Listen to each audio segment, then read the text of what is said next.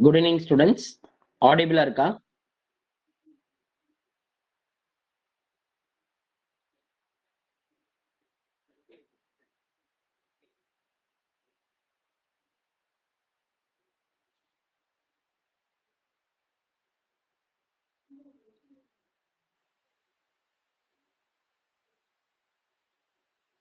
Good evening to all.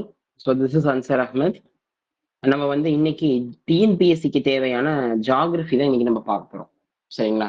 So geography டிஎன்பிஎஸ்சியை பொறுத்தளவு எவ்வளவு importance, எவ்வளவு கொஷின்ஸ் வரும், என்னென்ன டாபிக்ஸ் ரொம்ப இம்பார்ட்டன்ஸ் கொடுத்து படிக்கணும் அப்படிங்கிறதெல்லாம் நம்ம பார்த்துட்டு அப்புறம் அப்படியே நம்ம டாபிக்கை ஸ்டார்ட் பண்ண ஆரம்பிச்சிடலாம். சரிங்களா? ஓகே. எல்லாருமே என்ன பண்ணிக்கிறீங்கன்னா உங்க மொபைல் போன்ல எல்லாரும் கூகுள் ஆன் பண்ணிட்டு மேப் எடுத்து வச்சுக்கோங்க. ஓகேங்களா? மேப் எடுத்து வச்சுக்கோங்க. மேப் வந்து பாத்தீங்கன்னா இந்தியா மேப்பு, வேர்ல்டு மேப், ரெண்டு மேப்புமே ஃபர்ஸ்ட் இந்தியா மேப் பார்ப்போம். ஃபர்ஸ்ட் இந்த டிஎன்பிஎஸ்சியை பொறுத்தளவு ஜாகிரபில இருந்து எத்தனை கொஸ்டின்ஸ் எதிர்பார்க்கலாம் அப்படின்னு கேட்டீங்கன்னா, ஜாகிரபில இருந்து டிஎன்பிஎஸ்சில 5 கொஸ்டின் வரும். சரிங்களா? இப்ப ரீசெண்டா நடந்த எக்ஸாமினேஷன்ல பாத்தீங்கன்னா ஜாகிரபி 4, 5 அப்படிதான் கேட்டிருக்காங்க. ஓகேங்களா? ஸோ அந்த மாதிரி கொஸ்டின்ஸை கேட்கும்போது எப்படி கேட்டிருந்தாங்க, குரூப் 4 இப்ப ரிசல்ட் கூட வந்துச்சு. அந்த குரூப் 4ல ஜாகிரபி எப்படி கொஸ்டின் கேட்டிருந்தாங்க அப்படின்னா 3 கொஸ்டினுமே வேர்ல்டு ஜியாகிரபி கேட்டிருந்தாங்க. உலக புவியியல்னு சொல்லுவோம் இல்லையா? ஸோ அந்த மாதிரி வேர்ல்டு ஜியாகிரபி கேட்டிருந்தாங்க. அதே மாதிரி ஒரே ஒரு கொஸ்டின் மட்டும்தான் வந்து பாத்தீங்கன்னா நம்மளுக்கு எதுல இருந்து வந்துச்சுன்னா புக்ல இருந்து வந்தது, இந்தியன் ஜியாகிரபில இருந்து வந்தது. அப்ப டிஎன்பிஎஸ்சியை பொறுத்தளவு கொஸ்டின்ஸ் எப்படி எடுக்கிறாங்க அப்படின்னா அவங்க பேட்டர்ன் வைஸாவே ஃபாலோ பண்ணல லாஸ்ட் இயர். அதாவது குரூப் 4க்கு எதுவுமே அவங்க ஃபாலோ பண்ணல.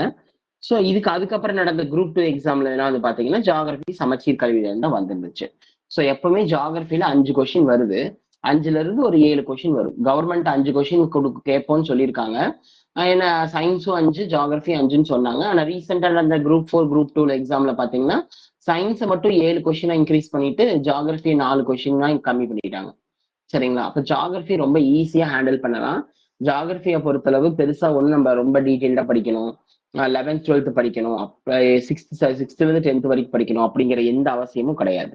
ஸோ ஜியாகிரபியில நீங்க படிக்க வேண்டியது என்ன அப்படின்னு கேட்டீங்கன்னா ரொம்ப ரொம்ப சிம்பிள். 10th இருக்கக்கூடிய முதல் 5 லெசன் பிளஸ் அடிஷ்னலா 2 லெசன். மொத்த ஜியாகிரபி 10th 7 லெசன் இருக்கும். இந்த முதல் 5 லெசன் இந்தியன் ஜியாகிரபி, இந்தியன் சார்ந்த புவியியலா இருக்கும். மீதி இருக்கிற 2 லெசன் இருக்கு பாத்தீங்களா, மானுட புவியியல், ஹியூமன் ஜியாகிரபி கொடுத்திருப்பான். தமிழ்நாடு ஜியாகிரபின்னு சொல்லி 6th லெசன் 7th லெசன் சொல்லி சோசியல் புக்ல கொடுத்திருப்பாங்க. ஸோ அந்த ரெண்டுமே என்ன அப்படின்னு கேட்டீங்கன்னா அந்த ரெண்டுமே வந்து எதுனா யூனிட் 9ல அட்மினிஸ்ட்ரேஷன்ல உங்களுக்கு அது கவர் ஆகும். சரிங்களா? ஓகேவா?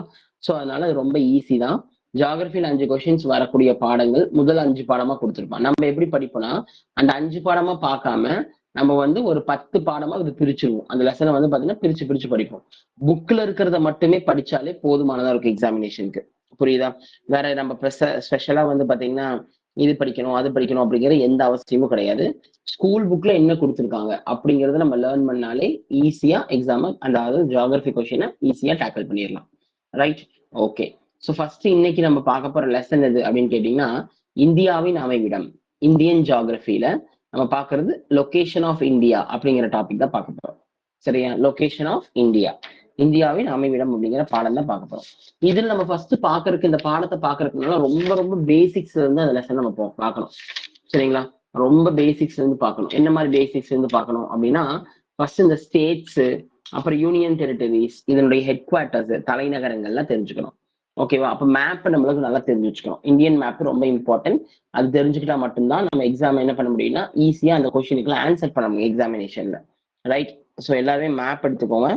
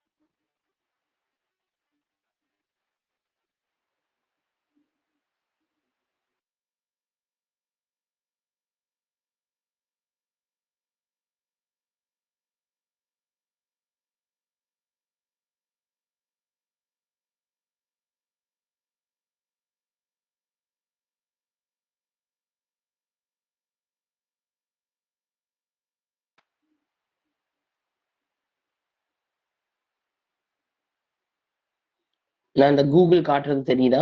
மேப்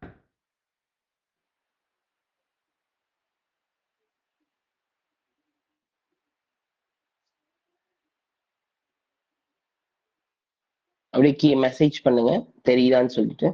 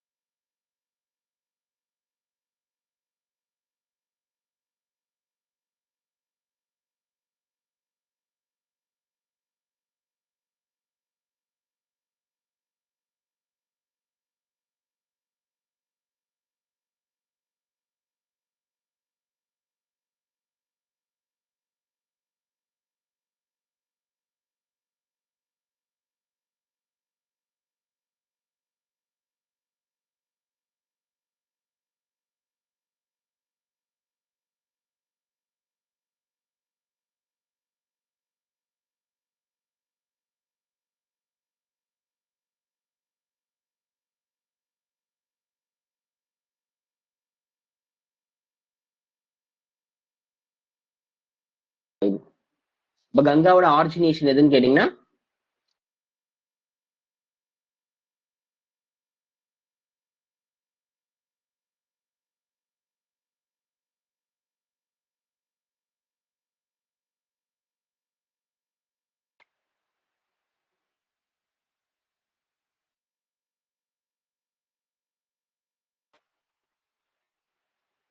இப்ப வாய்ஸ் கிளியரா இருக்கா?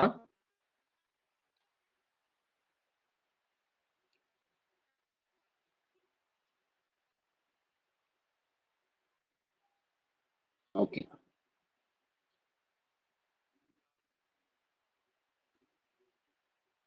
சூப்பர். ஓகே, மேப் தெரியுதா? மேப் வீடியோல தெரியுதா உங்களுக்கு எல்லாத்துக்கும்?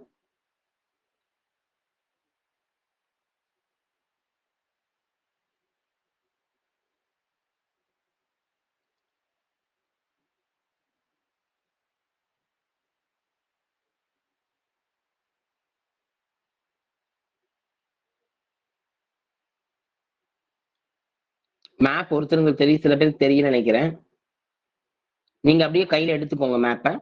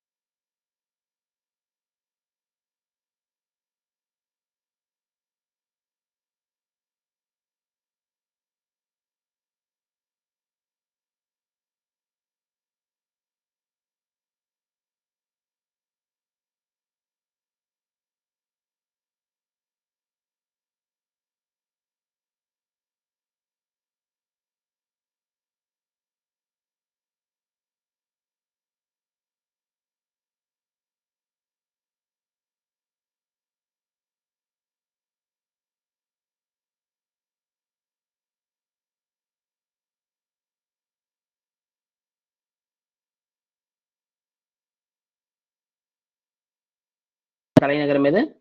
பாட்னா.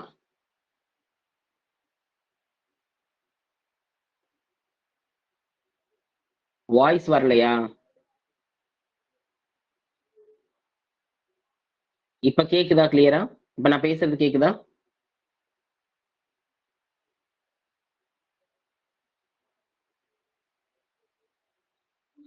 ஓகே, சரி. எல்லாரும் மேப்பை நீங்க கையில வச்சுக்கோங்க. சரிங்களா? எல்லாருமே மேப் கையில வச்சுக்கோங்க. இப்ப உத்தரப்பிரதேஷ் பாத்துக்கிட்டு இருந்தோம். உத்தரப்பிரதேஷோட மாநிலம் வந்து பாத்தீங்கன்னா எது சொல்லியிருந்தேன்? உத்தரப்பிரதேஷ் மாநிலத்தோட தலைநகரம் எதுன்னு சொல்லியிருந்தேன்னா லக்னோ. உத்தரப்பிரதேஷ்ல வந்து பாத்தீங்கன்னா முதலா இந்தியாவோட தேசிய நதி நேஷனல் ரிவர் வந்து பாயக்கூடிய மாநிலம் எதுவா இருக்குன்னு சொல்லியிருந்தா உத்தரப்பிரதேஷ் தான், இல்லையா? சோ இப்ப அடுத்தது நெக்ஸ்ட் போலாம். நெக்ஸ்ட் பாத்தீங்கன்னா இந்தியாவின் சர்க்கரை கிண்ணம் எதுன்னு கேட்டாலும் உத்தரப்பிரதேஷ் தான். சுகர் பவுல் ஆஃப் இந்தியான்னு கேட்டாலும் உத்தரப்பிரதேஷ் தான். ஏன்னா சர்க்கரை உற்பத்தி செய்யக்கூடிய மாநிலம் அதுதான். அதே மாதிரி இந்தியாவோட மத்திய தீர்க்கம் central meridian line crossing over ஆகிற இடமும் உத்தரப்பிரதேஷ் தான். சரி, அந்த சென்ட்ரல் மெரிடியன் என்னன்னா சொல்லி கிளாஸ்ல சொல்லி தரேன் உங்களுக்கு.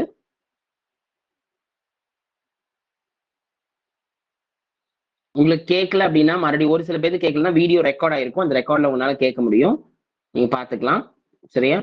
ரைட். இப்ப அடுத்தது உத்தரப்பிரதேசத்துக்கு அடுத்த ஸ்டேட் எதுன்னு பாத்தீங்கன்னா அப்படியே கீழே பாருங்க. மத்திய பிரதேஷ் இருக்கும். உத்தரப்பிரதேஷ்க்கு அப்படியே கீழே பாருங்க, மத்திய பிரதேஷ் இருக்கும், நடுவுல இருக்கும், இருக்கா? சோ மத்திய பிரதேஷோட தலைநகரம் எதுன்னு பாத்தீங்கன்னா போபால். மத்திய பிரதேஷோட தலைநகரம் எது? போபால். போபால்னாலே ஒரு ஞாபகம் வரணும். என்ன ஞாபகம் அப்படின்னா விஷவாயு கசிவு ஞாபகம் வரணும். புரியுதுங்களா? போபால்ல விஷவாயு ஆபத்து இது ஏற்பட்டுச்சு. அதாவது எப்ப அப்படின்னா 1983ல 1983 டிசம்பர் 3 1983 டிசம்பர் 3 என்னாச்சு அப்படின்னா நம்மளுடைய இதுல, அதாவது எங்க அப்படின்னு கேட்டீங்கன்னா இதுல போபால்ல மத்திய பிரதேசத்துல எம்ஐசி அப்படின்னு ஒரு கெமிக்கல் வந்து ரிலீஸ் ஆச்சு. எம்ஐசி அப்படின்னா மெத்தில் ஐசோசைனேட் அப்படிங்கிற கெமிக்கல். மெத்தில் ஐசோசைனேட் அப்படிங்கிற கெமிக்கல். இந்த கெமிக்கல் வந்து ரிலீஸ் ஆச்சு உர தொழிற்சாலையில இருந்து, ஃபெர்டிலைசர் கம்பெனில இருந்து ரிலீஸ் ஆச்சு. ரிலீஸ் ஆகி நிறைய பேர் என்ன பண்ணாங்கன்னா இந்த கெமிக்கலை சுவாசிச்சவங்க எல்லாருமே நிறைய பேர் இறந்து போனாங்க. அதுக்கப்புறம் நிறைய பேருக்கு ஆஸ்மா, பல நோய்கள் வந்தது. இன்னுமே போபால்ல பெரிய ஒரு ஆபத்தான நாளாக இது அனுசரிக்கப்படுது. ஓகேவா? 1983 டிசம்பர் 3 மெத்தில் ஐசோசைனேட் அப்படிங்கிற வாயு வந்து பாத்தீங்கன்னா ரிலீஸ் ஆயிருக்கு. இது போபால்ல நடந்த ஒரு பெரிய பேரழிவு. Okay, right. இப்ப அடுத்தது நெக்ஸ்ட் மாநிலம் பாருங்க, சத்தீஸ்கர். அப்படியே கீழே பாத்தீங்கன்னா சத்தீஸ்கர் கொடுத்துருப்பானா? சத்தீஸ்கர் இருக்கும். சத்தீஸ்கரோட தலைநகரம் எது அப்படின்னு பாத்தீங்கன்னா ராய்ப்பூர். சத்தீஸ்கரோட தலைநகரம் எது? Raipur.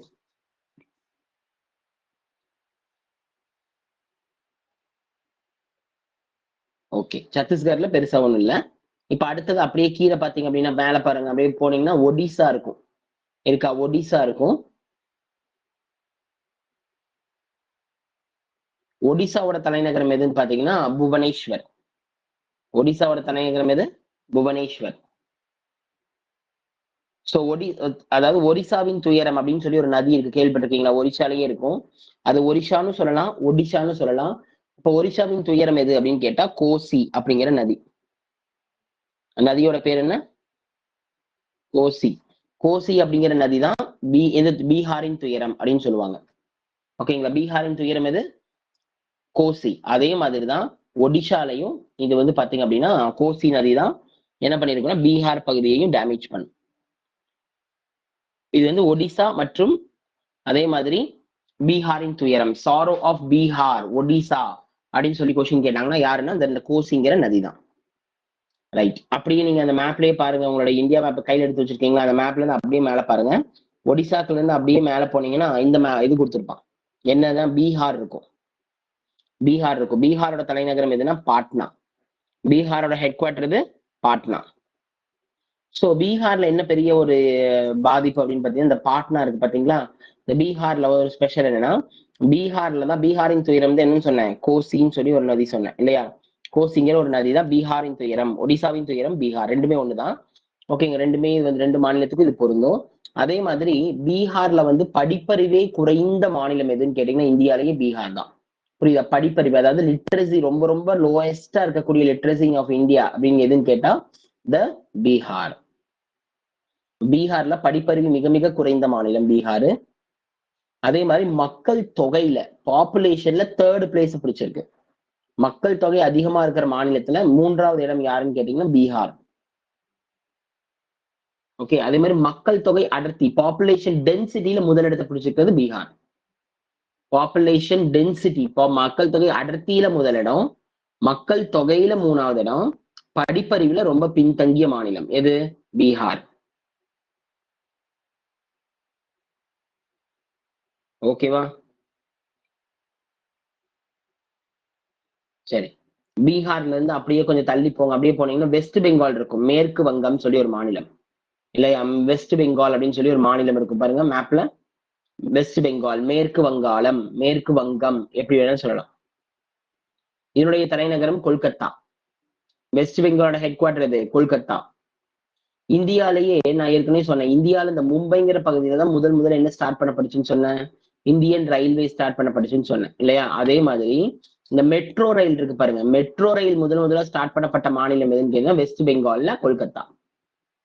Okay, metro rail start பண்ணப்பட்டது எங்க? வெஸ்ட் பெங்கால், கொல்கத்தா.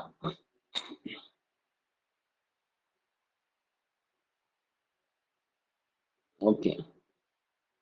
இப்ப அடுத்தது அப்படியே இந்த வெஸ்ட் பெங்கால்ல இருந்து அப்படியே மேல பாத்தீங்கன்னா சிக்கிம்னு சொல்லி ஒரு மாநிலம் இருக்கும். இருக்கா? வெஸ்ட் பெங்கால்ல இருந்து அப்படியே கொஞ்சம் மேல பாத்தீங்கன்னா சிக்கிம் அப்படின்னு சொல்லி ஒரு மாநிலம் இருக்கும். இந்தியாவிலேயே மிக சிறிய மாநிலம் எதுன்னு சொல்லியிருந்தேன்னா உங்களுக்கு எது சொல்லியிருந்தேன்? கோவா சொல்லியிருந்தேன். இந்த சிக்கிம் வந்து இரண்டாவது சிறிய மாநிலம். இந்தியாவிலேயே second smallest state of India அப்படின்னு கொஸ்டின் கேட்டா சிக்கிம். சிக்கிமோட தலைநகரம் எதுன்னு பாத்தீங்கன்னா கேங்டாக். போர்டுல எழுதுறேன், அப்படி தெரியுதா? நான் எழுதுறது தெரியுதுங்களா? கேங்டாக்னு பேரு.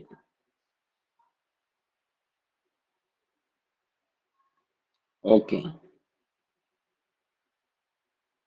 நெக்ஸ்ட் அசாம் மாநிலம். நெக்ஸ்ட் அசாம். அடுத்த ஸ்டேட் போங்க.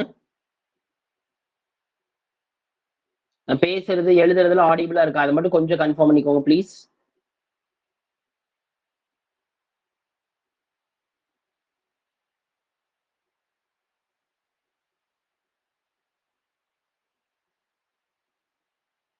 Okay, super. சரி, இப்ப நெக்ஸ்ட் மாநிலம் என்ன சொன்னேன்? நெக்ஸ்ட் வந்து பாத்தீங்கன்னா அசாம் சொன்னேன். அசாமோட தலைநகரம் எதுனா திஸ்பூர். அசாமோட தலைநகரம் எது? திஸ்பூர்.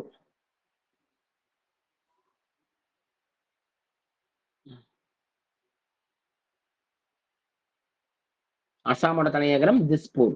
சோ அசாம்ல என்ன ரொம்ப ஃபேமஸ்னா டீ, தேயிலை உற்பத்தி. அசாம்ல ரொம்ப ஃபேமஸ் எது? டீ, தேயிலை உற்பத்தி. இப்ப நல்லா ஞாபகம் வச்சுக்கோங்க. அசாம்னா டீ, காஃபினா கர்நாடகா, ரப்பர்னா கேரளா. அப்படி ஞாபகம் வச்சுக்கணும். புரியுதா? ஏன்னா அதெல்லாம் ஏன் நம்ம ஞாபகம் வச்சுக்கணுங்கிறது அடுத்த லெசன்ல சொல்லி தருவேன், பாத்துக்கலாம். ரைட். இப்ப அசாம் எழுதிட்டோமா? அடுத்தது மாநிலம் வந்து பாத்தீங்கன்னா அசாமுக்கு கீழே இருக்கு பாருங்க, மேகாலயா அப்படின்னு ஒரு மாநிலம் இருக்கும். இருக்கா? மேகாலயான்னு ஒரு ஸ்டேட் இருக்கும். மேகாலயா தான் வந்து பாத்தீங்கன்னா மேகாலயா தலைநகரம் எதுனா சில்லாங் அப்படின்னு பேரு.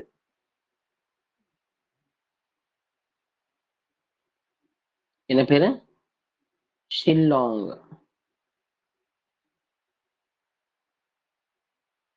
ஓகேவா? ஷில்லாங். உலகத்திலேயே அதிக மழை பொழியும் பெரும் மாநிலம் எதுன்னு கேட்டீங்கன்னா சில்லாங் தான், அதாவது மேகாலயா தான். எழுதுங்க, மேகாலயா தான் உலகத்திலேயே வேர்ல்ட்லயே அதிகமான ரெயின்ஃபால ரிசீவ் பண்ற ஸ்டேட். அப்ப வருஷத்துக்கு மேகாலயால எவ்வளவு மழை பெய்யுது அப்படின்னா 1140 சென்டிமீட்டர் மழை பெய்யுது ஆனுவலா. எவ்வளவு? 1140 சென்டிமீட்டர் மழைப்பொழிவு பெய்யுது வருஷத்துல. அப்ப மேகாலயால எந்த பகுதி இந்த மாதிரி மழை பெஞ்சுக்கிட்டே இருக்குன்னா ரெண்டு பகுதி இருக்கு. ஒரு பகுதிக்கு பேரு மவுண்ட் சிண்ட்ரம்னு பேரு. ஒரு பகுதிக்கு என்ன பேரு? மவு சிண்ட்ரம்.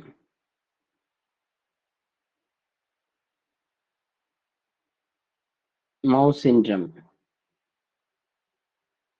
மவு சிண்ட்ரம்ங்கிற பகுதி. புரியுதா? இங்கதான் வந்து 1140 சென்டிமீட்டர் மழைப்பொழிவு வருஷத்துக்கு இருக்கும், ஆனுவல் ரெயின்ஃபால்.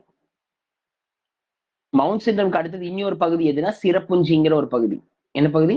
சிரப்புஞ்சி. அப்ப வெஸ்ட் பெங்கால் ஃபர்ஸ்ட் வந்து மேகாலயால அதிகமா மழை பொழியக்கூடிய பகுதி எதுன்னு கேட்டா மவுண்ட் சிண்ட்ரம். ரெண்டாவது பகுதி எதுன்னு கேட்டா என்ன சொல்லுவீங்க? சிரப்புஞ்சின்னு சொல்லணும். மழைப்பொழிவு அதிகமா மழை பொழியும் மாநிலம் எதுன்னு கேட்டா மேகாலயா. எந்த பகுதின்னு கேட்டாதான் நீங்க என்ன பண்ணணும் ஆன்சரு? மவுண்ட் சிண்ட்ரம்னு எழுதணும் அல்லது சிரப்புஞ்சி. ரெண்டுல எது கேட்கறாங்கன்னு எழுதணும். மவுண்ட் சிண்ட்ரம் தான் முதல் இடத்தை பிடிச்சிருக்கும். மவுண்ட் சிண்ட்ரம் வந்து ஆனுவல் ரெயின்ஃபால் எவ்வளவு இருக்குன்னா 1140 சென்டிமீட்டர் மழைப்பொழிவு பெருஞ்சுக்கிட்டே இருக்கு. எங்க? மேகாலயால. புரியுதா? ரைட். இப்ப அடுத்தது மேகாலயா முடிச்சிட்டீங்களா? இப்போ நெக்ஸ்ட் வந்து பாத்தீங்கன்னா வேற என்ன இருக்கு அப்படின்னா அடுத்த ஸ்டேட் பாருங்க. அப்படியே அந்த பக்கம் ஈஸ்ட் பக்கம் பாத்தீங்கன்னா அருணாச்சல் பிரதேஷ் கொடுத்துருப்பான். இருக்கா? அருணாச்சல் பிரதேஷ். அதே மாதிரி மேகாலயால இன்னொரு பாயிண்ட் இருக்கு. என்ன பாயிண்ட்னு கேட்டீங்கன்னா ரயில்வே போக்குவரத்தே இல்லாத மாநிலம் எதுன்னு கேட்டீங்கன்னா மேகாலயா. புரியுதா? ரயில்வே டிரான்ஸ்போர்ட்டே இல்லாத ஸ்டேட் எது? மேகாலயா. ஏன் ரயில்வே போக்குவரத்து மேகாலயால கிடையாதுன்னா அங்கதான் 24 மணி நேரம் மழை பெஞ்சுக்கிட்டே இருக்கே. அப்புறம் மழை பெஞ்சுக்கிட்டே இருக்கிறதுனால என்ன ஆகும்? மழை பெஞ்சுக்கிட்டே இருந்ததுன்னா அந்த இடத்துல வந்து பாத்தீங்கன்னா நம்ம தண்டவாளம் போட முடியாது. ஏன்னா நிலச்சரிவுகள் ஏற்படும், ஆக்சிடென்ட் நடக்கும். ஸோ அதனால ஒண்ணுமே பண்ண முடியாது. ஓகேவா? ரைட். இப்ப அடுத்தது அருணாச்சல் பிரதேஷ் மாநிலம். நெக்ஸ்ட் என்ன ஸ்டேட்? அருணாச்சல் பிரதேஷ். அருணாச்சலோட தலைநகரம் இட்டாநகர். அருணாச்சலோட தலைநகரம் என்ன? இட்டாநகர். அருணாச்சல் வந்து பாத்தீங்க அப்படின்னா மக்கள் தொகை அடர்த்தியில ரொம்ப ரொம்ப கம்மியா இருக்கிற மாநிலம்.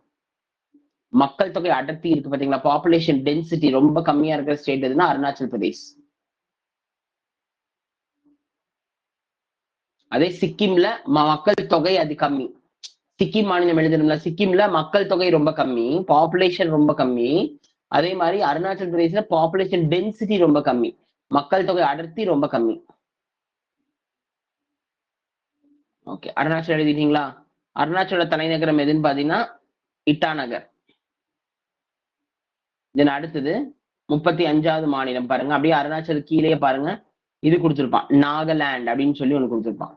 நாகாலாந்து அப்படின்னு தலைநகரம் ஒண்ணு இருக்கும். 25வது ஸ்டேட் பாருங்க, நாகாலாந்து அப்படின்னு சொல்லி ஒரு ஸ்டேட், ஒரு இது இருக்கும் ஸ்டேட். நாகாலாந்தோட தலைநகரம் எதுன்னு பாத்தீங்கன்னா கோஹிமா. நாகாலாந்தோட தலைநகரம் எது? கோஹிமா.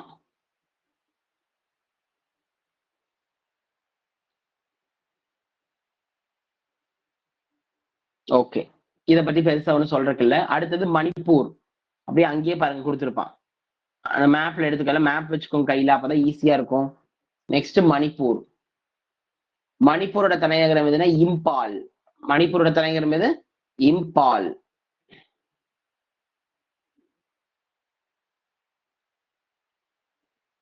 ஓகே, அடுத்தது மிசோரம்.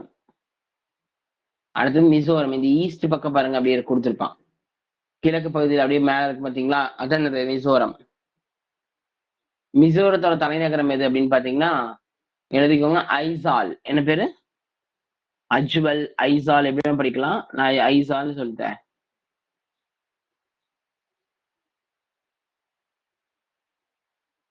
எழுதிட்டீங்களா? ஐஜால். இது வந்து மிசோரத்தின் தலைநகரம். அடுத்தது திரிபுரா, லாஸ்ட் ஸ்டேட் 28, திரிபுரா. அப்படியே கீழே இருக்கும் பாருங்க.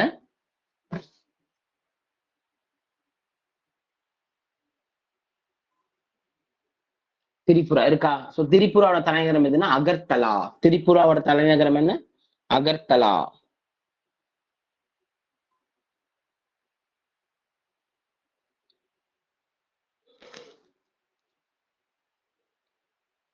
திரிபுராவோட தலைநகரம் அகர்தலா. ஸோ அப்போ மொத்தமா 28 ஸ்டேட்ஸ் பார்த்துருக்கோம். நான் அப்படியே ஒவ்வொன்றா வாசிச்சுட்டு வரேன், அப்படியே நோட்ஸ் கவனிங்க. ஃபர்ஸ்ட் ஒன் வந்து பாத்தீங்கன்னா தமிழ்நாடு சென்னை, கேரளா திருவனந்தபுரம், கோவா பனாஜி, கர்நாடகா பெங்களூர், ஆந்திரா அமராவதி நகர், தெலங்கானா ஹைதராபாத். அதுக்கப்புறம் வந்து பாத்தீங்கன்னா நெக்ஸ்ட் என்ன இருக்கு, ஒடிசா புவனேஸ்வர். அதுக்கப்புறம் என்ன கொடுத்துருப்பான், மகாராஷ்டிரா மும்பை, சத்தீஸ்கர் எழுதிடுமா, ராய்ப்பூர், ஜார்க்கண்ட் ராஞ்சி, மத்திய பிரதேஷ் போபால். அதுக்கப்புறம் வந்து பாத்தீங்கன்னா நெக்ஸ்ட் என்ன இருக்கு, குஜராத் காந்தி நகர், ராஜஸ்தான் ஜெய்ப்பூர், ஹரியானா சண்டிகர், பஞ்சாப் சண்டிகர், இமாச்சல் சிம்லா, உத்தரகாண்ட் டேராடூன், உத்தரப்பிரதேஷ் லக்னோ, பீகார் பாட்னா, வெஸ்ட் பெங்கால் கொல்கத்தா, சிக்கிம்க்கு வந்து கேங்டாக், அசாம் என்னன்னு பாத்தீங்கன்னா திஸ்பூர், மேகாலயா சில்லாங்கு, அருணாச்சல் பிரதேஷ் கோஹிமா. அதே மாதிரி வந்து சாரி அருணாச்சல் பிரதேஷ் இட்டாநகர், நாகாலாந்து வந்து கோஹிமா. அடுத்த மணிப்பூர் பாத்தீங்கன்னா இம்பால். அடுத்தது மிசோரம் வந்து மைஸ்வாலா. தமிழ்நாடு வந்து பாத்தீங்கன்னா அகர்தலா. ஸோ இதுதான் ஹெட் குவார்டரா இருக்கு. புரியுதா? ரைட். இப்ப அடுத்தது யூனியன் பிரதேசம். இது வரைக்கும் கிளியரா புரிஞ்சுதுன்னு சொல்லுங்க. எத்தனை யூனியன் டெரிட்டரிஸ் இருக்கு? 8 இருக்கு. அப்ப 288 சொல்ல ஞாபகம் வச்சிருக்கேன். 28 ஸ்டேட்டு, 8 மாநிலம், 28 ஸ்டேட்ஸ் மாநிலம், 8 யூனியன் பிரதேசம், யூனியன் டெரிட்டரிஸ். யூனியன் டெரிட்டரிஸ் அப்படிங்கிறது யார் கண்ட்ரோல்ல இருக்காங்கன்னு சொன்னேன், சென்ட்ரல் கவர்மெண்ட் கண்ட்ரோல்ல இருக்கிறது தான் யூனியன் டெரிட்டரிஸ். மொத்தம் யூனியன் டெரிட்டரிஸ் எத்தனை இருக்குன்னா 8 இருக்கு. அதுல ஒவ்வொன்றா பார்க்கலாம். ஃபர்ஸ்ட் ஒன் பாத்தீங்கன்னா டெல்லி. எழுதுங்க. ஃபர்ஸ்ட் ஒன் என்ன? டெல்லி. டெல்லி எங்க இருக்குன்னு மேப்ல பாருங்க. ஹரியானா இருக்கு பாத்தீங்களா, ஹரியானா கிட்ட இருக்கிறதா டெல்லி. டெல்லிங்கிறது ஹரியானால இருக்கக்கூடிய ஒரு சிட்டி தான். அதை தனியா பிரிச்சு யூனியன் பிரதேசம் ஆக்கிட்டாங்க. சோ டெல்லியோட தலைநகரம் என்னன்னு கேட்டீங்கன்னா டெல்லி தான். டெல்லியோட தலைநகரம் எது? டெல்லி. இதுக்கெல்லாம் சேம் அதே தான் வரும். டெல்லினா புது டெல்லி தலைநகரம், நியூ டெல்லி. அடுத்தது புதுச்சேரி. ரெண்டாவது புதுச்சேரி. புதுச்சேரி எங்க இருக்குன்னா தமிழ்நாடு மேப்ல பாருங்க, நம்ம தமிழ்நாட்டுல தான் இருக்கும், விழுப்புரம் மாவட்டத்துக்கு பக்கத்துல இருக்கும். ஓகேவா? புதுச்சேரி. அடுத்தது சண்டிகர். நான் ஏற்கனவே சொன்னேன் இல்லையா, சண்டிகர் வந்து 2 மாநிலத்துக்கு தலைநகரமா இருக்கு, பஞ்சாப் ஹரியானாக்கும். அதே மாதிரி என்னவா இருக்கு, ஹெட் குவார்டராகவும் இருக்கு. ஸோ சண்டிகரோட தலைநகரம் எது பாத்தீங்கன்னா சண்டிகர் தான். சண்டிகரோட தலைநகரம் எது? சண்டிகர் தான். அடுத்தது என்ன? அந்தமான் நிக்கோபார் தீவு. கீழே பாருங்க, அந்தமான் நிக்கோபார் எந்த பக்கம் பார்க்கணும் அப்படின்னா இது இருக்கு பாருங்க, வங்காள விரிகுடா இருக்கா, பே ஆஃப் பெங்கால், அந்த இடத்துல பாருங்க. இந்தியாவோட 2 தீவுகள். இந்தியால மொத்தம் 3 தீவு இருக்கு. அந்தமான் நிக்கோபார் ஒண்ணு, லட்சத்தீவு ஒண்ணு. சோ அப்ப இந்த கொடுத்திருக்கான் சண்டிக அந்தமான் நிக்கோபார் என்னவா இருந்ததுன்னா போர்ட் பிளேயர் தான் இருந்துச்சு. இப்ப மாத்திட்டாங்க.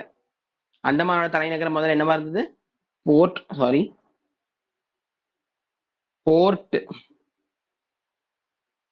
பிளேயர்.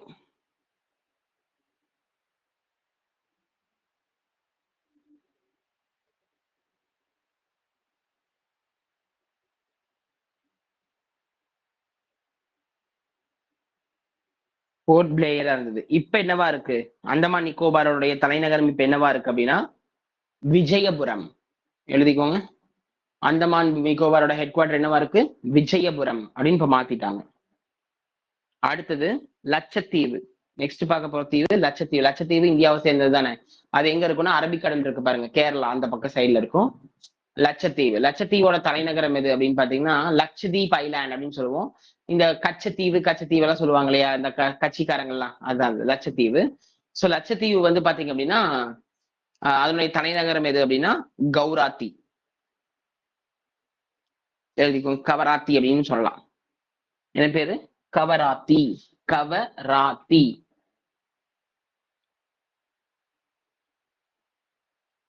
வாய்ஸ் கிளியரா இருக்கா? வாய்ஸ் இருக்குல்ல கிளியரா?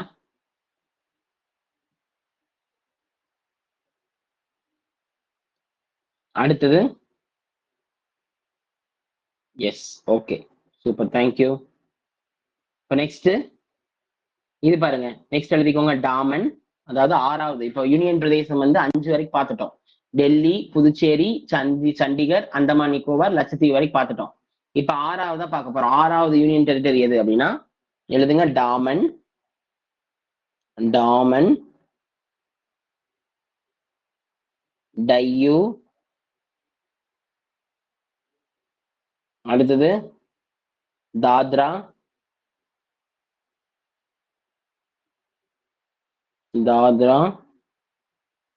அடுத்தது நாகர் ஹவேலி.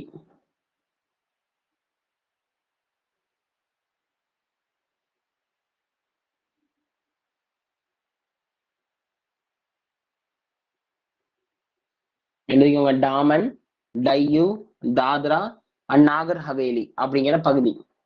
இதெல்லாம் எங்க இருக்குன்னா மும்பை, குஜராத் இருக்கு பாருங்க, குஜராத்தோட பகுதி தான் இதெல்லாம். இதெல்லாம் எங்க இருக்கு? குஜராத்தோட பகுதி தான் இதெல்லாம். சரியா? இதனுடைய தலைநகரம் எதுன்னா டாமன். இதனுடைய தலைநகரம் என்ன? டாமன்.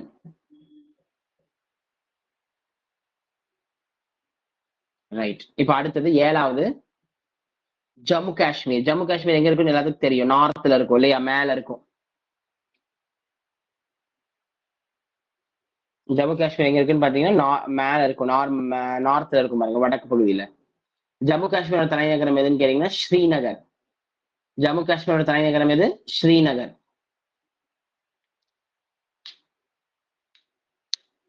Last one Ladakh. அது நார்த்லயே இருக்கும். இந்தியா மேப்புக்கு வடக்கு பகுதியில மேல டிப்ல இருக்கும் பாருங்க, லடாக். லடாக்கோட தலைநகரம் எதுனா லே. லடாக்கோட தலைநகரம் எது? லே.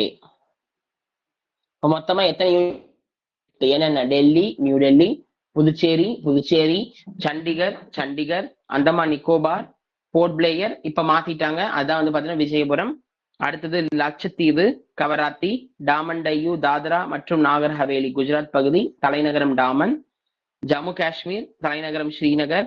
அப்புறம் லடாக்கோட தலைநகரம் லே. இதெல்லாம் 8 யூனியன் பிரதேசம். இப்ப மொத்தம் எத்தனை ஸ்டேட்ஸ் இருக்கு? 28 மாநிலம் இருக்கு, 8 யூனியன் பிரதேசம் இருக்கு.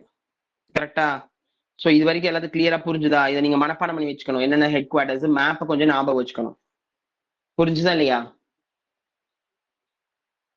சரி, இப்ப நம்ம லெசனுக்குள்ள போக ஆரம்பிக்கலாம்.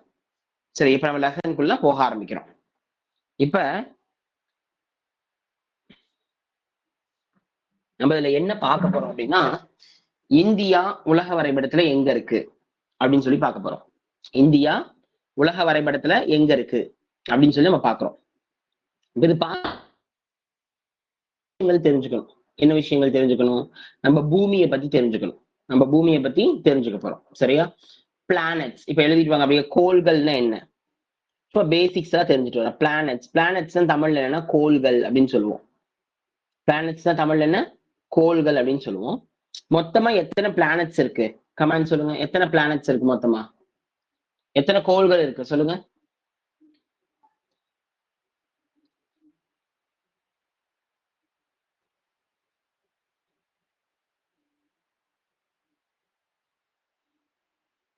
எத்தனை பிளானட்ஸ் இருக்கு?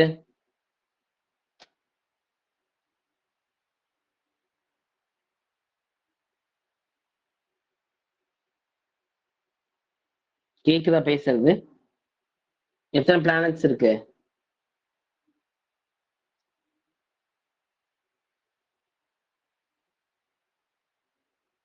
Yes correct. எத்தனை பிளானட்ஸ் இருக்கு? 8 கோள்கள் இருக்கு. எத்தனை பிளானட்ஸ் இருக்கு? 8 பிளானட்ஸ் இருக்கு. இந்த பிளானட் அப்படின்னா என்ன? கோள்கள் அப்படின்னா என்ன மீனிங்னா சுற்றி திரிபவர், வாண்டரர் அப்படின்னு பொருள். கோள்கள் என்ன மீனிங்? வாண்டரர், சுற்றி திரிபவர் அப்படின்னு பொருள். இது எதை சுத்திக்கிட்டு வருது அப்படின்னு பாத்தீங்கன்னா சூரியனை போய் சுத்திக்கிட்டு வருது. புரியுதா? கோள்கள் எதை போய் சுத்திட்டு வராங்க? சூரியனை போய் சுத்திக்கிட்டு வராங்க. ஓகே, தன்னைத்தானே சுத்துறாங்க, சூரியனையும் சுத்துறாங்க. இப்ப என்னென்ன பிளானட்ஸ் இருக்கு? ஃபர்ஸ்ட் ஒன் என்ன பிளானட்? மெர்க்குரி. மொத்தம் 8 கோள் இருக்கா? ஃபர்ஸ்ட் ஒன் என்ன? மெர்க்குரி. மெர்க்குரினா தமிழ்ல புதன் அப்படின்னு சொல்லுவோம். தமிழ்ல என்ன பேரு? புதன். ஓகே, இந்த கோள் தான் பாத்தீங்கன்னா சூரியனுக்கு ரொம்ப பக்கமா இருக்கிற கோள் இது. புரியுதா? தென் இது பாத்தீங்கன்னா இந்த கோளத்தை smallest planet in our solar system அப்படின்னு சொல்லுவோம். சூரிய குடும்பத்திலேயே மிக சிறிய கோள் எதுன்னு கேட்டா இந்த மெர்க்குரி தான். புரியுதா? சூரியன்ல மிக சிறிய கோள் எதுன்னு கேட்டா மெர்க்குரி. புதன் தான் ரொம்ப சின்னதா இருக்கக்கூடிய பிளானட்டா இருக்கும்.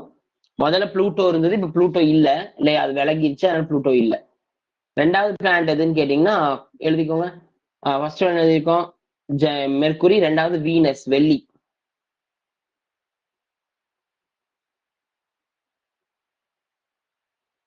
ரெண்டாவது வெள்ளி, வீனஸ். இந்த வீனஸ் தான் hottest planet in our solar system. சூரிய குடும்பத்தில் மிக வெப்பமா இருக்கிற கோள். இப்ப இத்தனைக்கும் பூமி மெர்க்குரி தானே பக்கத்துல இருந்தாங்க சூரியனுக்கு பக்கத்துல. அதை தாண்டி பல மில்லியன் ஆண்டுகளுக்கு தள்ளிதான் இங்க என்ன இருக்கு அப்படின்னா, அதை தாண்டி பல மில்லியன் கிலோமீட்டருக்கு பக்கத்துல தான் வீனஸ் இருக்கு, வெள்ளி இருக்கு. ஆனா நல்ல கொஸ்டின் கவனிங்க. புதன் மெர்க்குரி. மெர்க்குரி பாத்தீங்க அப்படின்னா புதன் பிளானட் சொல்றோம் இல்லையா? மெர்க்குரி இஸ் த கவனிங்க. Even though Mercury is the nearest planet to the sun, but Venus is the hottest one. Why அப்படின்னு சொல்லி கொஸ்டின் கேட்பாங்க. புதன் சூரியனுக்கு அருகாமையில் இருந்த போதிலும் வெள்ளியே வெப்பமான கோள் என்று அழைக்க காரணம் என்ன? புதன் தான் பக்கத்துல இருக்கு, சூரியனுக்கு ரொம்ப ரொம்ப பக்கமா இருக்குன்னு நான் சொன்னேன். ஆனா வெள்ளி கோள் தான் பயங்கர சூடுன்னு சொன்னேன்.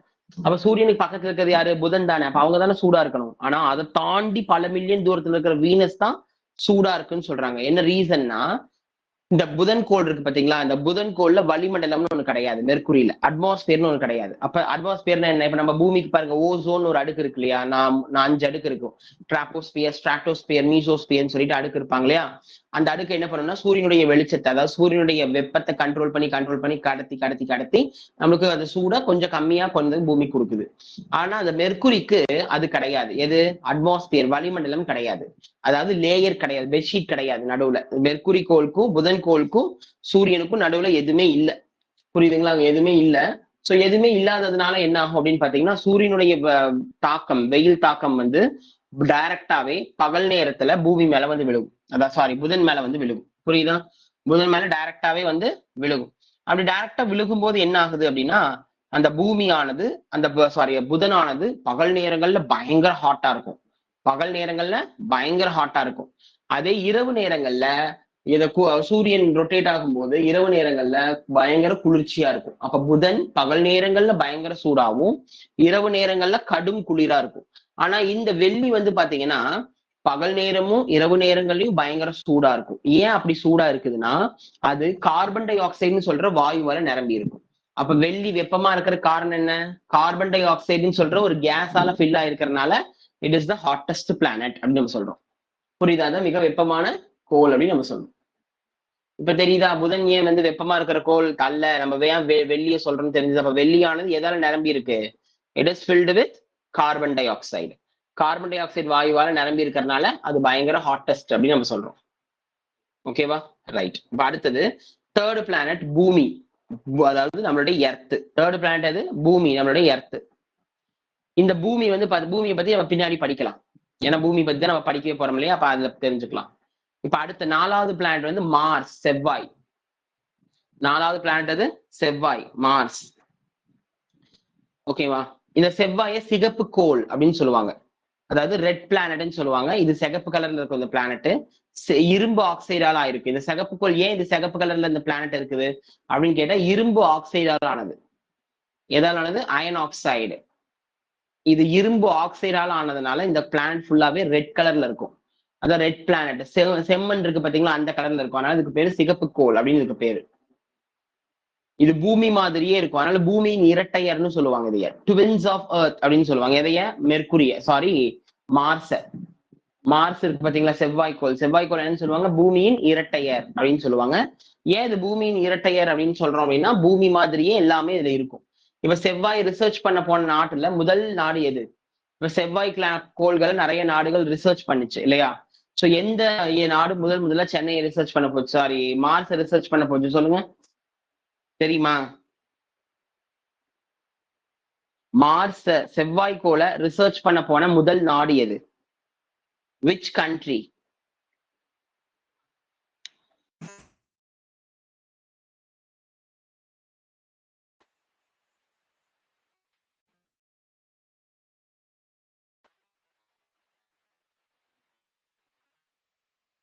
எந்த நாடுன்னு தெரியுமா?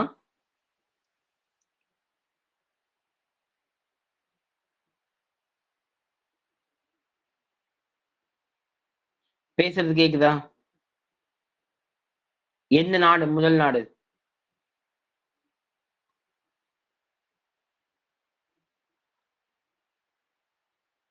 சரி, எழுதிக்கோங்க. ஃபர்ஸ்ட் மார்ஸ் ரிசர்ச் பண்ண போன முதல் நாடு எது அப்படின்னு கேட்டீங்கன்னா ரஷ்யா. முதல் நாடு எது? ரஷ்யா. ரெண்டாவது நாடு அவங்க தான் ரிசர்ச் பண்ண போனாங்க. ஃபர்ஸ்ட் ரஷ்யா, ரெண்டாவது நாசாங்கிறது அமெரிக்கா, மூணாவது ஐரோப்பா, ஐரோப்பிய நாடு, நாலாவது இந்தியா. நாலா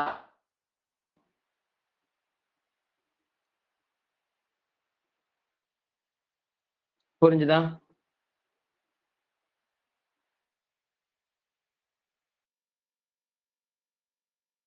ரிசர்ச் பண்ண போன இடத்துல எத்தனாவது இடத்துக்கு கேட்டா நாலாவது இடம். புரியுதா இல்லையா? ஓகே. ஜூபிட்டர் நெக்ஸ்ட் பிளானட் வந்து ஜூபிட்டர். ஜூபிட்டர்னா வியாழன். வியாழன், இந்த வியாழன் பிளானட் அப்படின்னு சொல்லுவாங்க. ஜெயின் பிளானட், வாயு கோள் அப்படின்னு சொல்லுவாங்க. தமிழ்ல என்ன? வாயு கோள். ஏன்னா அதிகமா கேஸால ஃபில் ஆயிருக்கிற பிளானட் இது, இந்த ஜூபிட்டர். அதனால வாயு கோள் அப்படின்னு சொல்லுவாங்க.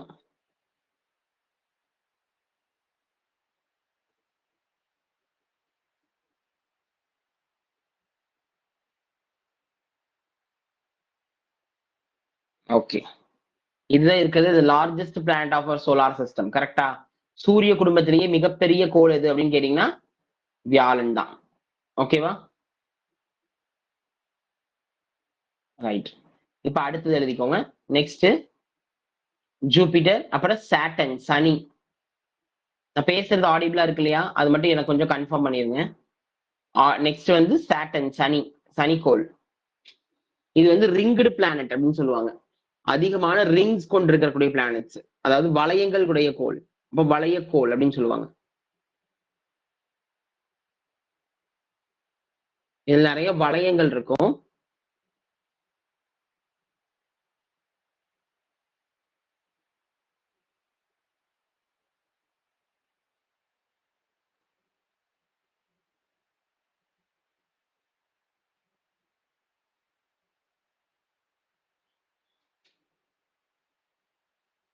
ஓகே, வளையக்கோள். அதாவது சாட்டர்ன் அப்படிங்கிறது நிறைய ரவுண்டா ரிங்ஸ் இருக்கும், ரிங் பிளானட்னு சொல்லுவோம்.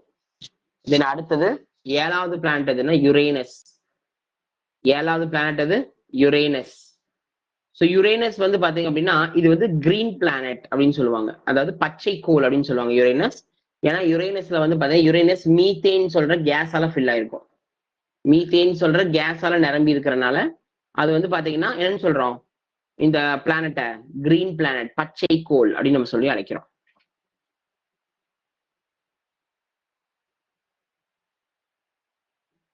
அடுத்தது நெக்ஸ்ட்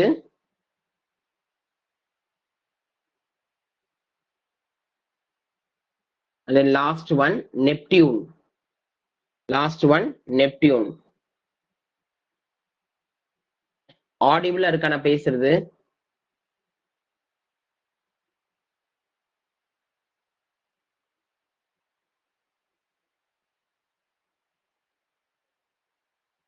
ஓகேப்பா, தேங்க்யூ. சரி, லாஸ்டா இருக்கிறது நெப்டியூன். ஸோ நெப்டியூன் அப்படிங்கிற பிளானட் வந்து பாத்தீங்கன்னா இது வந்து ப்ளூ பிளானட், நீலக்கோள் அப்படின்னு சொல்லுவாங்க, நீல கலர்ல இருக்கும். இதுதான் வந்து பாத்தீங்கன்னா coldest planet in our solar system. Coldest planet அதாவது குளிர்கோள் அப்படின்னு சொல்லுவோம். சூரிய குடும்பத்திலேயே ரொம்ப ரொம்ப சில்லுன்னு குளிரா இருக்கக்கூடிய கோள் எதுனா நெப்டியூன் தான். ஓகே, சரி, இப்ப நம்ம பூமியை பத்தி படிக்கலாமா? இப்ப இந்த கோள்ல நம்ம தெரிஞ்சுக்கிட்டோம் இல்லையா? இப்ப நம்ம பூமியை பத்தி பார்க்கலாம். நம்ம பூமி இருக்கு பாத்தீங்களா, எர்த். நம்ம பூமியை எர்த் அப்படின்னு சொல்லுவோம், தமிழ்ல புவி, பூமி, எப்படி வேணாலும் நீங்க சொல்லலாம். இப்ப இந்த பூமி எத்தனாவது கோள் அப்படின்னா இட் இஸ் தேர்ட் பிளானட். எத்தனாவது கோள்? 3வது கோள் தானே? ஆமா, ஃபர்ஸ்ட் மெர்க்குரி புதன், 2வது என்னது வெள்ளி செவ்வாய் வீனஸ், 3வது பூமி. அப்ப தேர்ட் பிளானட் தானே? தென் 5th லார்ஜஸ்ட் பிளானட்.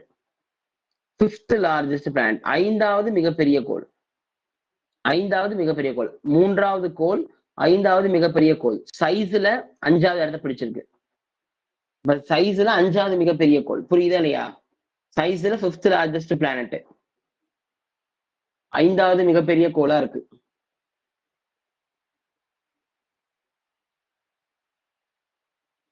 ஓகே, இப்ப நம்ம பூமி வந்து ஆக்சிஜன் இருக்கிறனால, நம்ம பூமி ஆக்சிஜன் இருக்கிறனால வாழ்றதுக்கு தகுதியான இடமா இருக்கிறனால பூமியை பயோஸ்பியர் அப்படின்னு சொல்லி அழைக்கிறாங்க. என்ன பேரு? பயோஸ்பியர், உயிர்கோளம் அப்படின்னு சொல்றாங்க. பூமியை பயோஸ்பியர் அப்படின்னு சொல்றோம். பயோஸ்பியர்னா என்ன? உயிர்கோளம்னு அர்த்தம்.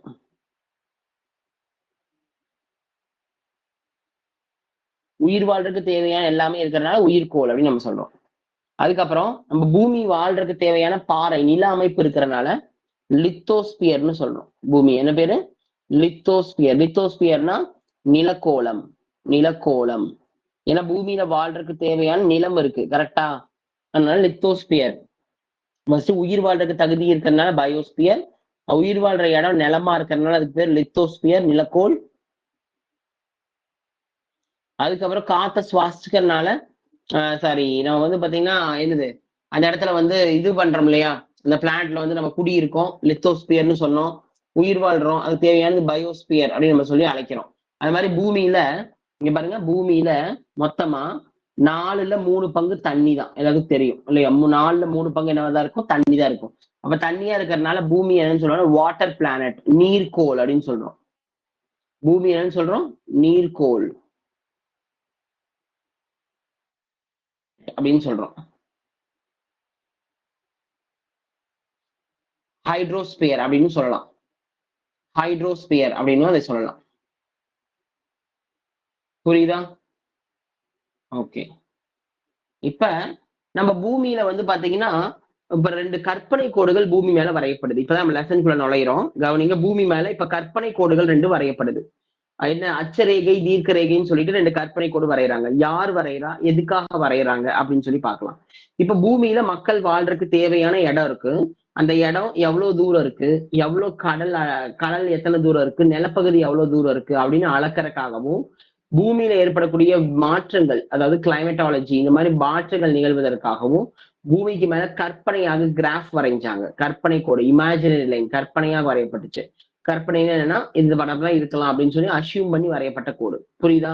2 அது வந்து லாட்டிடியூட், இன்னும் லாங்கிடியூட். அப்ப பூமி மேல யார் அந்த கோடு வரைஞ்சா அப்படின்னா ரோமன் நாட்டை சேர்ந்த புவியியல் ஆராய்ச்சியாளர் தாலமி அப்படிங்கிறவரு. அவருடைய பேர் என்ன? தாலமி. இவர் வந்து ரோமன் நாட்டை சேர்ந்த புவியியல் ஆராய்ச்சியாளர், ரோமன் ஜாகிரபர். இந்த தாலமிங்கிறது 2 லைன் வரைஞ்சாரு. ஒரு லைன் பேரு அச்சரேகை அப்படின்னு சொல்லுவோம். அச்சரேகை, இங்கிலீஷ்ல லாட்டிடியூட் அப்படின்னு சொல்லுவோம். 2வது லாங்கிடியூடு, தமிழ்ல தீர்க்க ரேகை.